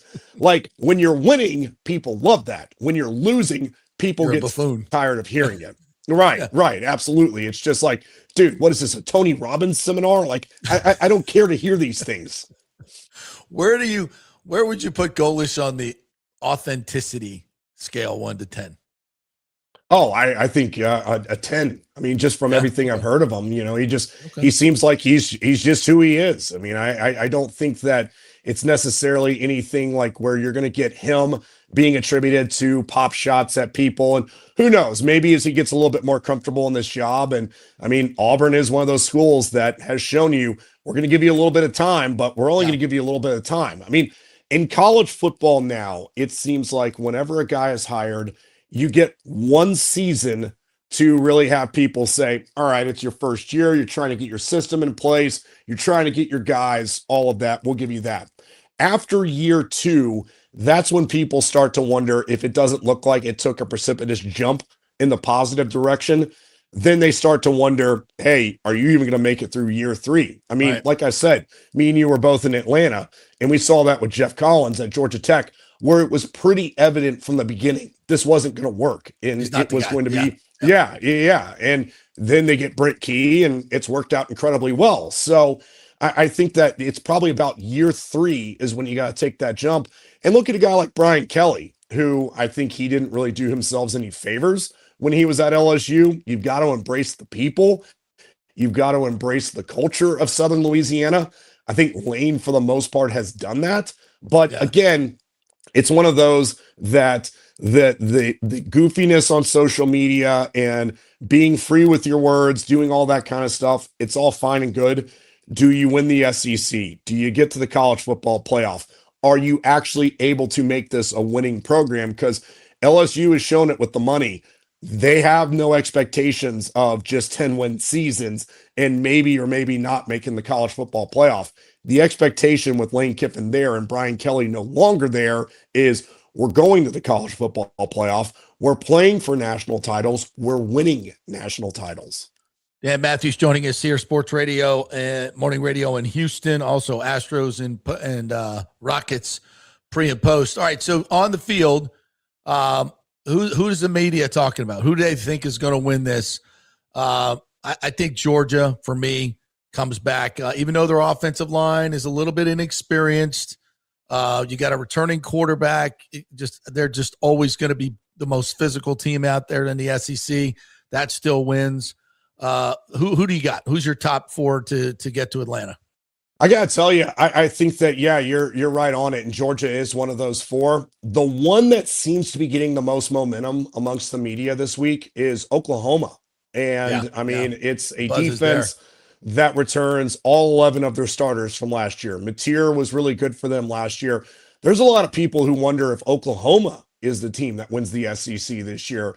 And I mean, it's one of those that take a look at a guy like Brent Venables, who was very much, on the hot seat last year, and they make the college football playoff.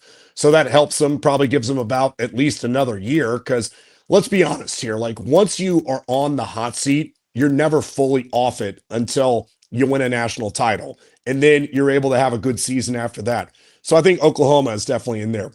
I think the Longhorns for sure are in there. That was the hottest team in college football late in the season last year. And the fact that they went to Florida and played as poorly as they did, it's what sunk their season. I mean, losing to Ohio State was one thing. That wasn't great. They get them in Austin this year. So I think that it's going to be a lot different than going up to Columbus, very first game of the season last year. That was a tough place, and obviously it didn't go their way. And then, of course, losing later on this season, to Georgia that they did. So I think that those are three. And number four, I got to go with probably Texas A&M. Like, I would want to say LSU. I really do want to say LSU. But I think that A&M with Marcel Reed back, and I like, too, what Mike Elko said yesterday. I mean, he was asked about, you guys won 11 games last year in the college football playoff. Like, have you arrived? He said, no, we haven't won anything. And not only have we not won anything, his way of guarding against his guys getting complacent and starting to feel themselves is during team meetings, he'll say, look at the trophy case. There's nothing in it. We didn't go to Atlanta. We didn't beat Texas. And we lost in the very first game against Miami and didn't even score a touchdown in that game. So I think that's a hungry group. I think they finally have depth. They look night and day different than what any A&M team has looked in recent years. Tommy Moffitt, their strength and conditioning coach, who for years was at LSU, he's made a massive difference under Mike Elko there at Texas A&M. So I would say that it's the two Texas schools, Oklahoma and Georgia, I think are the four teams you need to look at. Dark horse Ole Miss with Trinidad Chambliss, or did they lose too much? I think they lost too much. And it's also too, I mean, it is the Lane factor, but Charlie Weiss meant a lot to him. And that's the other thing is that during that playoff run, when you had Ole Miss fans trying to say Lane was in the way, which is the dumbest thing I think I've ever heard. But it's not only that, Charlie Weiss, who is a really good offensive mind, is now at LSU. So I have no doubt that Trinidad Chambliss and Kejuan Lacey will be really good. I think they're probably a 9-win team. That's fine. Maybe it gets you into the playoff. Maybe it doesn't. But I still think that it's one of those that losing the head coach, who was the offensive mastermind for you, is one thing. Losing a really good offensive coordinator, who even when he went to LSU was still getting looks from the NFL, in Charlie Weiss Jr., as somebody that can be really counted on. And I know that Lane Kiffin really relies on him. I think, as a matter of fact, has even given up play calling to him, that you're the guy that runs it, which for most head coaches, that's usually the route you finally need to go. is that you do need to give it up. Like, I'm in Houston, as we've mentioned. D'Amico Ryans finally did last year with the defense, and the defense still performed at an all-time level. So I understand, when you're a play caller by nature, you want to be able to hold on to it, but that's also kind of the thing that Texas is running into. So I think you could throw Ole Miss in there, LSU for sure in there. I think that John Summerall is going to be able to get Florida going. Yeah, I was now, going to ask you about the Gators. Is that 9 wins? Is it 10 wins? No. But I could see an 8-4 this year. You see enough good momentum. He's killing it on the recruiting trail, which the last few head coaches have not really done that. That's been, something that's been amiss there at Florida. He seemingly has that right. But JP, you know as well as anyone, recruiting only takes you so far now, at least the high school ranks. How do you do in the transfer portal? More importantly, how do you retain your roster? That's the biggest thing. So if you're able to keep guys at your school without constantly having to go into the portal, that's huge. I mean, one guy that comes to mind for that is Georgia and Kirby Smart of talking about we didn't really have to hit the portal all that much because we had a lot of guys returning. That's huge. Not a lot of coaches can say that.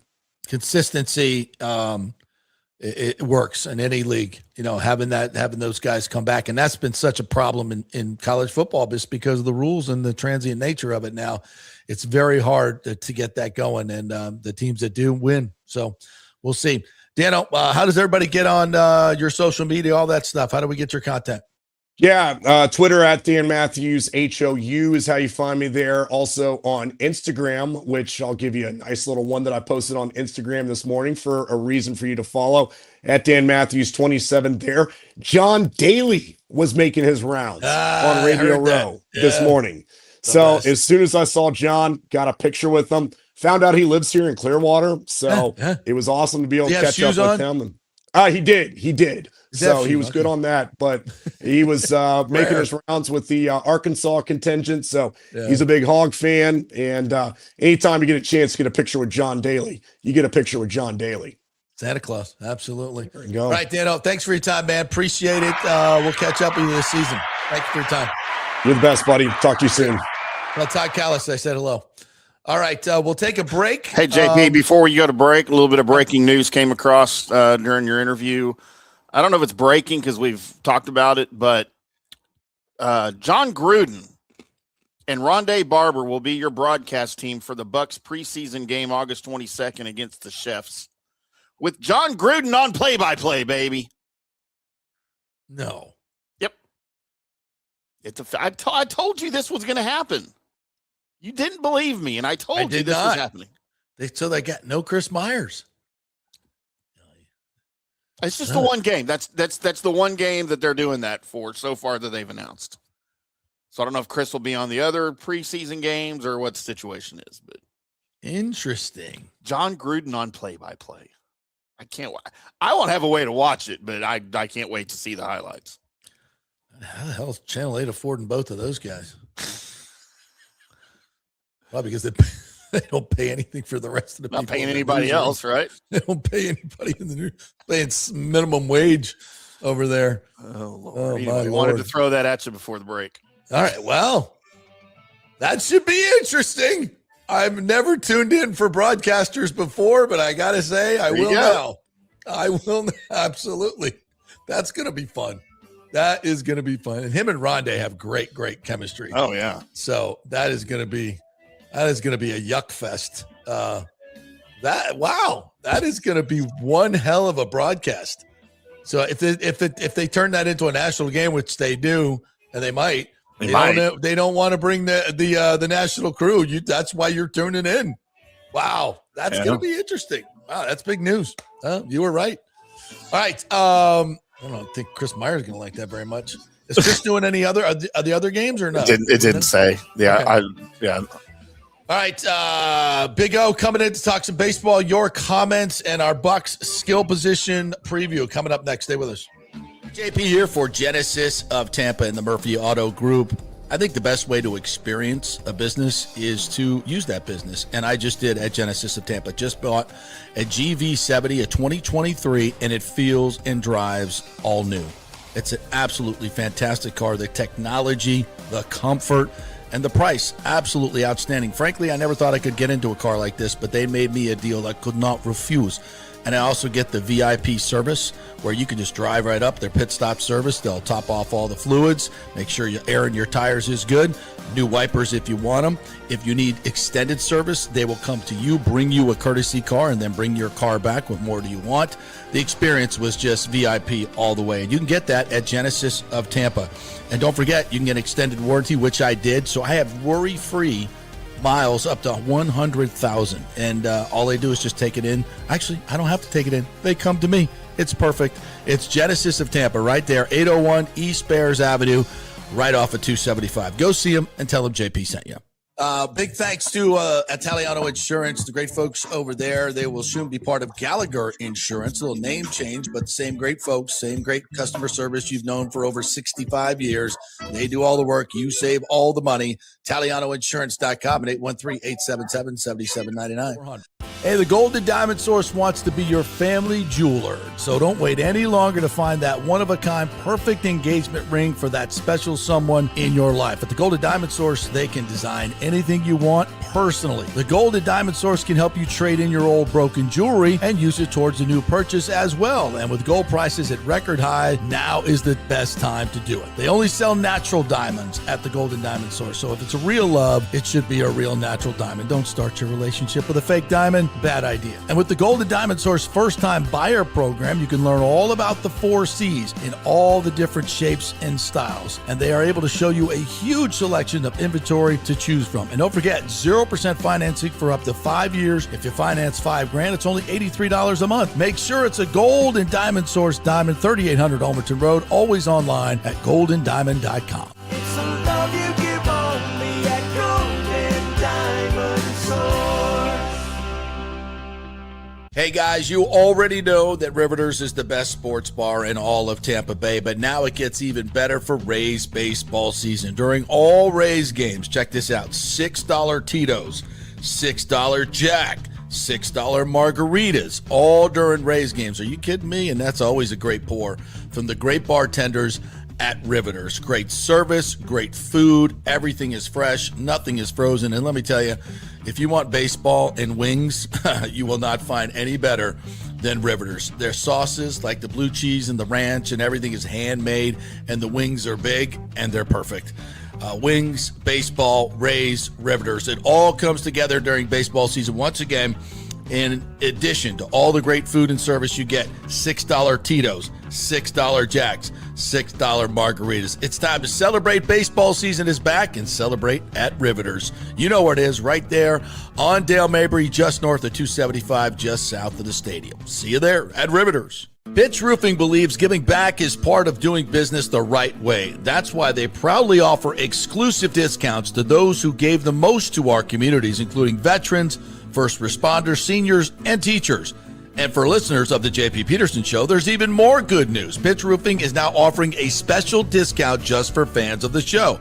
With so many roofing companies coming and going in Florida, it's important to choose a contractor you can count on long after the job is done, especially when it comes to honoring your warranty.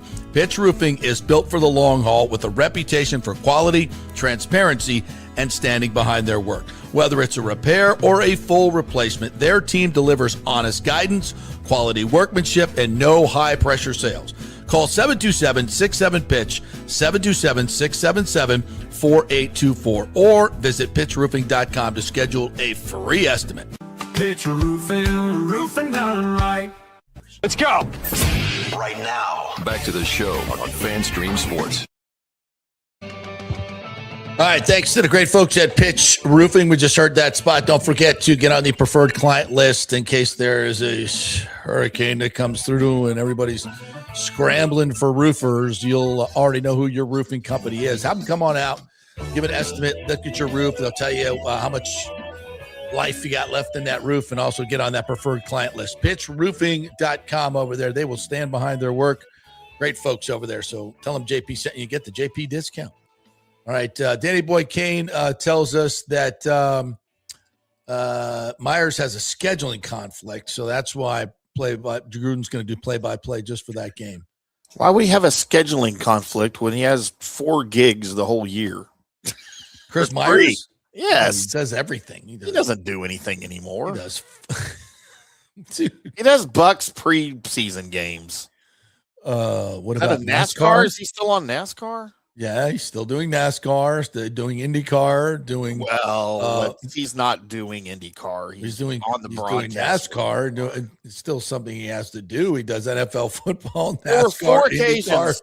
There were 4 occasions at the everything. Indy 500, JP, where Chris Myers referred to the Indianapolis 500 as the Daytona 500. Oh, I hate when that happens. Don't be bad mouthing my boy. Look, I like Chris. He's a good dude, but sometimes it's just time to hang it up. Oh, get out of here. Get out of here. No, stay in your lane, Chris. Oh my God. All right, let's do some Buck stuff before Big O gets in here. So this is interesting.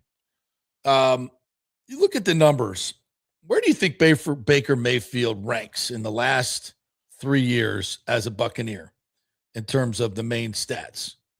You know, all this negativity about Baker, based on last year when he was playing with, without most of his limbs intact.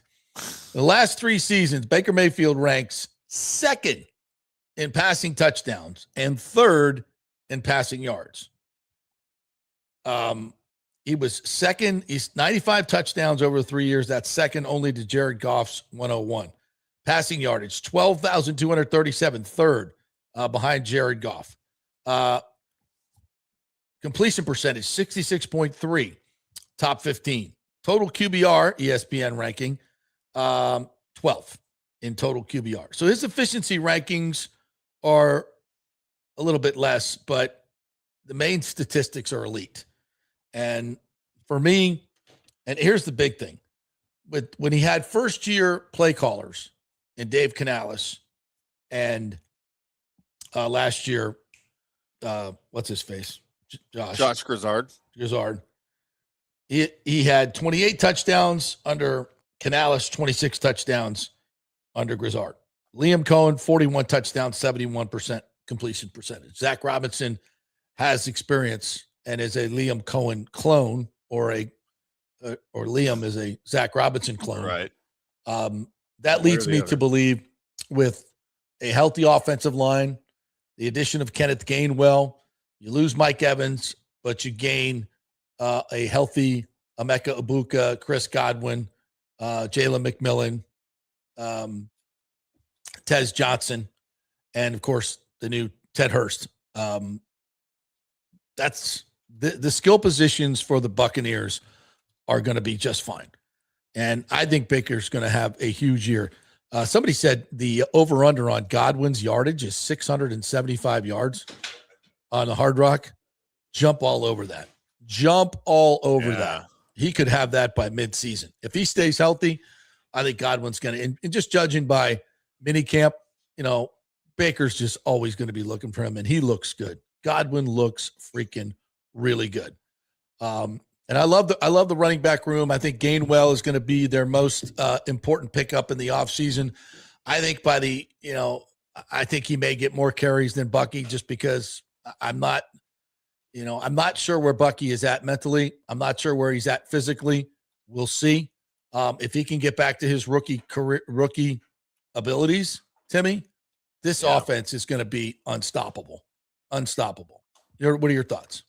No, I love this offense, man. I love the changes they've made. I like the trade out Gainwell for White. I think Gainwell's a better runner. I think he's a better fit in this system. Obviously, you've got all the receivers coming back. You lost that one guy we won't talk about, but like you and I sort of postulated ahead of time before that happened, you might have addition by subtraction with that, because of the injury history. And now you've got younger receivers that are going to benefit from his absence because they're going to have a bigger role in the offense. And I think that's a good thing because we really like the young receivers here. Yeah. The key, though, once again, the key to all of this is health, not just the offensive line, the health of your receivers, the health of Baker, so is it potentially a top 5 most exciting offense to watch? I think so. Yeah. Like I'm all in on this thing, man. And then we didn't mention your favorite player, Kate Otten, who got re-signed in the offseason. I think Cade will have a really good year. He's become a better blocker. Hopefully the drops are down. I think he's a really, really good tight end, and I think he's going to be more of a red zone presence because Mike Evans is gone. So I can see Cade getting 6 to 8 touchdowns this year. Wow. Yeah. I think here's the question: will he have more touchdowns than drops? Yes. Ooh, okay. But 7 touchdowns, 6 drops. That's about what I expect. What I expect. All right. I think, and you look at in terms of the NFC South, Atlanta's got obviously they've got some great talent with Bijan Robinson and Drake London. But if you look at the overall skill positions, I think the Bucs have the best skill position players in this division. Oh, yeah. I think they have the best quarterback in this division. And therefore, I think, and now they stole Atlanta's offensive coordinator. Doesn't hurt to steal your competitor's OC, who was, had mixed results in Atlanta, but I think that was more working with quarterbacks who were, obviously they were injured, and both of them were injured and couldn't do anything but work out of the pistol. So I think this opens up really, really big for the Buccaneers. I think they're going to be a 28 to 32 point per game team. If a defense can just get to average. But the main thing is you got to manage these games, these one-score games, and Bowles has got to be better. And how that plays out, we'll see. Is that the wild card in all of this? Yeah, of course. It's and Bowles, right? He started getting involved with the offense last year. He needs to just step away, go on back to the defense. And he made it felt that way because it was with Grizzard, it was a neophyte play caller. But with Zach Robinson, just let him do his thing. He might need to step a little bit away from the defense too, if I'm being honest. And somebody else handle that. Then what's he do? Be Clock management. What's he gonna do? Be the walk around head coach. That's all you need to do, Todd. Maybe he can do play by play. I'm sorry. All right, let's talk some baseball with the Big O. We got a Big O show coming up here later on. Oh, let me hold on there. Let me get your. Wow. I got to get your camera on too. Oh, I'm going away. There we are. Hey, there we are. There's Doug. Hi. Doug got in the shot. Hi, buddy. Get Doug in the shot one more time just so we can give him a little love. We can do that. What's up, Dougie? Say hello to all your fans out there. Dougie, say something. There we are. I love money, obviously, like everybody else. I love my money. His hair's hair ready. That's scary. He had a girl intern. All right, you're off camera now. He does have a lot of hair, by the way. He does. Yeah. What's up, brother? Man, Rays are on a roll. Rays are on a hoagie roll. A hoagie roll? Is that what you're going to call it? I'm going to call it a hoagie roll because it's not, it's not Boston-esque. It's not Boston-esque. Okay. Yeah, but it's still a roll. Can we get to 14, you think? 15, actually. They got the 15. Did they get to 15? They won the first game of the doubleheader and finally lost yesterday. By the way, just a little tidbit, a little interesting. First of all, they tied 19, I think it was 44 or 1945. Most wins in a row for a Boston Red Sox team. That's a lot. Yeah. I mean, there's some great Boston Red Sox teams. Yeah. Second most in franchise history, right? Franchise history. So impressive. Another thing to consider that and since 1961, you've had like 7 teams that have gone on these massive 15 plus rolls. And lastly, the Cardinals in 21 won 17 in a row. Cleveland in 17 won 22 in a row. Remember the A's when they won 20 in a row to make the playoffs? That was crazy. At the end of the season, right? At the end of the season. Yeah. The great Mariners with their, 116 wins that year, 15 in a row. Yep. The 2000 Braves, 15 in a row. The Twins, 15 in a row.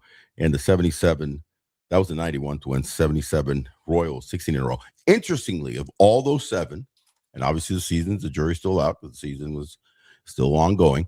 Only one won the World Series, and that was the 91 Twins. Very when interesting. They ran off 15 in a row. So winning all those games in a row does not automatically win you a World Series. Nevertheless, a great stretch for the Red Sox, and they did it, with their bats finally waking up, because they definitely have had the pitching up and down, starters and mainly relievers, with the monster closer and Chapman, but their middle relief has been, to be coveted and wanted by many teams, and they've done a great job with the Whitlocks and Guerreros of the world that have held down the fort. Well, we'll see if they can sustain it the rest of the way. Yeah, They're a good baseball back team. in. I mean, the bottom line they're a is good for team. those Bo Sox fans or Bo Sucks, as I call them, they're back in. I think we thought in the offseason they would be my better. gosh. Yeah. Well, and then they just it's interesting shit the because bed this early. road trip, put the Rays up against two teams in their division, in the Red Sox and the Toronto Blue Jays, that everyone thought, well, these guys are going to be formidable. The Blue Jays should be great. They added to their pitching, but all their injuries, offensive woes. Yesterday we saw some defensive woes. That's back-to-back games that they've been kind of not playing great defense. They're the really probably arguably the most disappointing team in baseball. Yeah, could be, along with the Mets, has been the Toronto Blue Jays. It's a team that is still stacked. And I was talking to a friend of mine yesterday about the Blue Jays, and he's from Canada, huge Blue Jays fan. And he's saying, because remember I sent you my little text to you and Hamon about what's most surprising. Is it Tatis's kind of like weird season? Machado hitting 200, Cal Raleigh hitting 160, 60s. He does have 10 jacks. He did hit a big grand slam the other day. Or is it Vlad Guerrero Jr. with only 6 home runs and 0 home runs at the Rogers Center? That's crazy. No home runs at home. A very hitter-friendly ballpark, too. Even Tatis has a couple at least at home. Wow. I think they've underachieved, and I wonder, my friend brought up the point, can one player leaving cause that much commotion? Obviously, with Bo Bichette? When Bo Bichette left that franchise. Yeah, I said the other day that they basically have the same team coming back, but they did lose Bo Bichette. And their pitching they picked has up a lot. Yeah. Been hurt. Yeah. Some of the guys that they picked up. So yeah, guys are underachieving, obviously. Your Savage is not the rookie phenom that everybody thought. Yep. Things are catching up with them. Gossman is baseball, man. 4-9, I believe. Yeah, baseball is so weird. It's a weird game. Because we were saying of that the length of the season and injuries. You're talking football, and it is around the corner. It's football season, and what you worry about most, it's interesting. You were talking about Bucky, and is he going to be 100%? And injuries matter, right? Yeah, big time. But they do in baseball too. Yeah, because people don't realize how many injuries, especially to arms, throughout the season. Who else have they lost hurt from a pitching standpoint, Toronto? I'll tell you right now, but they definitely have not. But they had Dylan Cease has been their standout, but they had such a magical season last year. Everything went their way, and they're all and it just baseball things regress to the mean. They just tend to because it's such a long season. Vlad Guerrero, if I'm not mistaken, I think he had something like 30 hits in the postseason. Yeah, like incredible. 10 jacks. Yeah. I mean, he hasn't hit a home run at home since August of last year. Yeah. How much of that is the contract, you think? Man, I mean, yes and no, because the contract was signed the middle of last year. Middle. Huh? And he took that contract right into the postseason. Now I see where you're saying though, because now you settle into the contract and now you come into spring training. Oh, by the way, not only had a hellacious October, but he had a hellacious March too. He crushed at the WBC. So, you figured he was coming into the season. It was going to be Vlad's season. You know what I mean? But the loss of Bichette, pitching is almost everything to any major league team when you just aren't pitching to your caliber and also have injuries. But believe it or not, these are two guys that came up the ranks together. With storied dads as former major league all-stars. True. Yeah. Well, Dante, I definitely consider a super all-star, and then you've got Senior, who's a Hall of Famer. So they knew the gamut. They came up together. They won championship in the minor leagues, got up to the big leagues. A lot was talked about the fact that that he really wanted him to stay. I think Bo wanted to stay. He's not really playing well. Neither are crushing at either New York or Toronto. And it's an interesting loss by them. But the bottom line is that this is a team that is underachieving. The Rays need to take advantage of that. On the flip side, the Rays are back to winning ways. They hit a juggernaut Boston that was just beating up on everybody. They were talking about a team that was on a roll and Yeah, everything just going on their a way. roll. Yeah. So and they're a good team. They're a good team that underachieved early on, and now they're back probably where they should have been. Where they should have been to begin with. Yeah, I agree with that. When you look at the depth chart, you've got Barrios is down. He's on the 60. Max Scherzer, not that you were expecting a whole lot from Scherzer. Right. He's on the IL. This is a kid that I think they were expecting, not a kid, but a veteran who ended up going overseas and was an MVP in Korea. Had a great spring. Cody Ponce is out pretty much for the season. They were expecting a lot from that pitcher, the big 6'6" kid. Yeah. So they just had a lot of guys that just been hurt. But hey, listen, last night, another, the way Chandler Simpson and Mesa Jr. are kind of carrying this team, not carrying, but they've had great contributions in the past few games when maybe some of the big three have not. Possibly carrying. Let me give you real quick, and we'll go into a little more on my show, but check out the last 15 games for the tremendous trio. Okay? The tremendous trio in the last 15 games, 335 batting average, 373 on base percentage. Not bad. 574 slugging, 947 OPS, 8 homers, 22 RBIs, 25 runs scored, 48 hits, and 10 stolen bases. Who is that trio? Chandler Simpson, Mesa Jr., and who would be the other one? Come on now. Williamson? Nope. Who's the other one? Nick Fortes. Nick Fortes. Having an incredible last 15 games. I don't know if I'm going tremendous trio just yet, but 3 homers, 12 RBIs. We still need a catcher. I know, but listen, those 3 have held the fort down. Pretty much. Especially Chandler, 407 in July. A new little. Listen, you got 5 homers from Mesa Jr. You got 3 from Fortes. You got RBIs galore, 22 RBIs, most of them by Fortes and Mesa Jr. Those guys have held down the fort. You know what I mean? And obviously, you get a little bit of something here and there from the DeLucas of the world, and from obviously Walls has been swinging the bat pretty well, especially in this road trip since the break. He's been almost getting a hit a game. You got to have that sometimes, because our real tremendous trio has not been real strong in the last 15 games, including Junior, who's holding down the fort for those 3.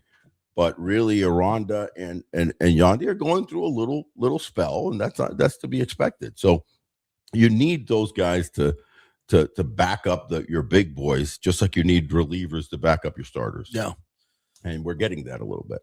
All right, we just got these renderings. We have new interior renderings from the Rays. Pull it. You could probably pull them up on your phone there, since you can't see this monitor. But let me see if I can add them to the picture. Here we go. Wow. Oh, wow. This looks freaking sweet. Yeah. Sweet. I just love the outdoor feel for this indoor ballpark. That they just absolutely nailed that concept. Yeah. I mean, listen. Oh, and now we have a nighttime rendering of what it will look like with a strike of lightning. How about that? Because you'll be able to see the stars and the moon and the strike of lightning if it's out there. That'll be cool. And the size of oh my God, these video boards are just, and then the glass in center field will give that very much outdoor feel. Oh, yeah. Love that. Love that.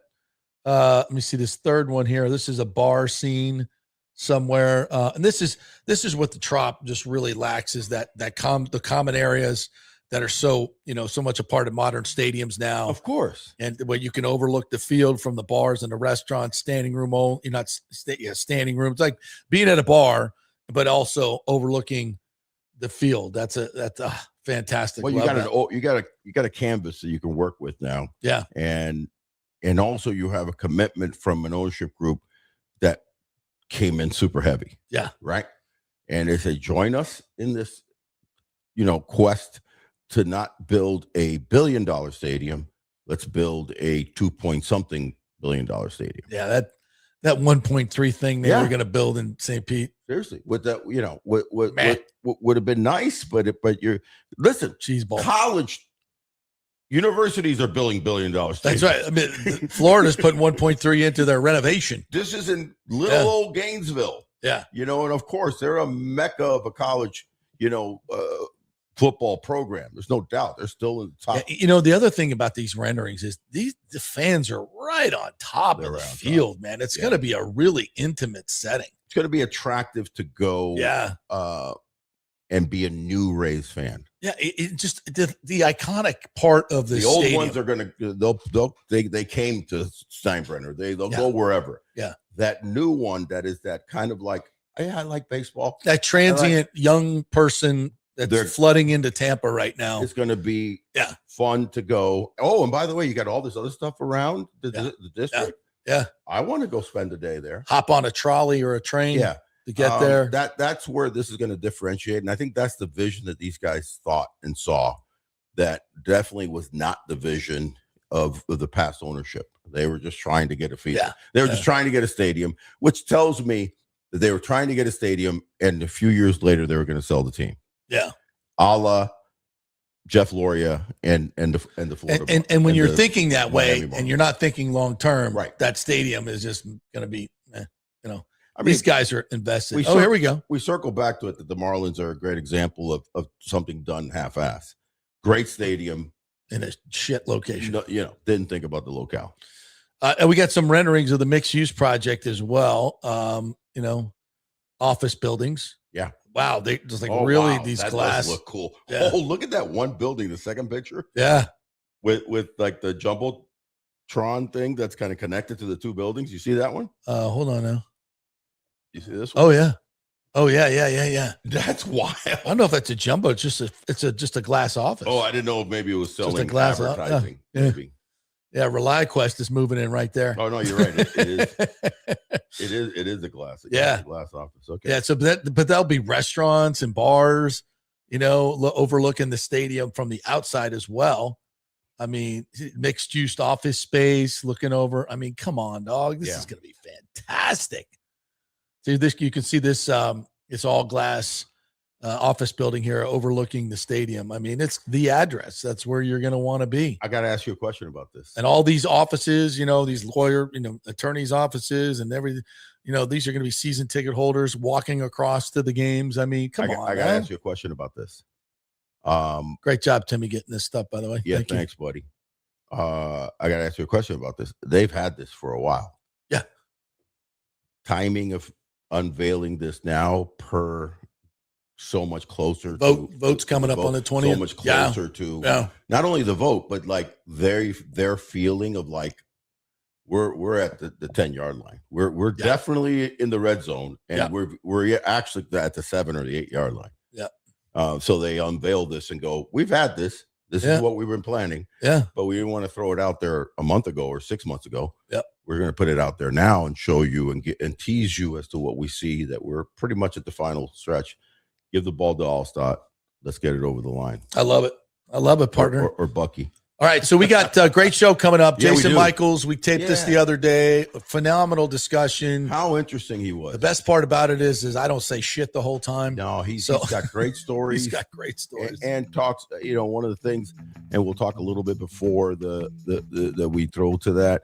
One of the things that I appreciate, because he's dealing with amateurs so much, that he really gets, the preparation for these young guys. Yeah. And also on our show for a few minutes, we'll talk about some of the signings the Rays have had and some other big boy signings off of the draft, including the kid Grady Emerson, Taj Marchant, which is another big signing by the Rays, another shortstop. 75 pitchers.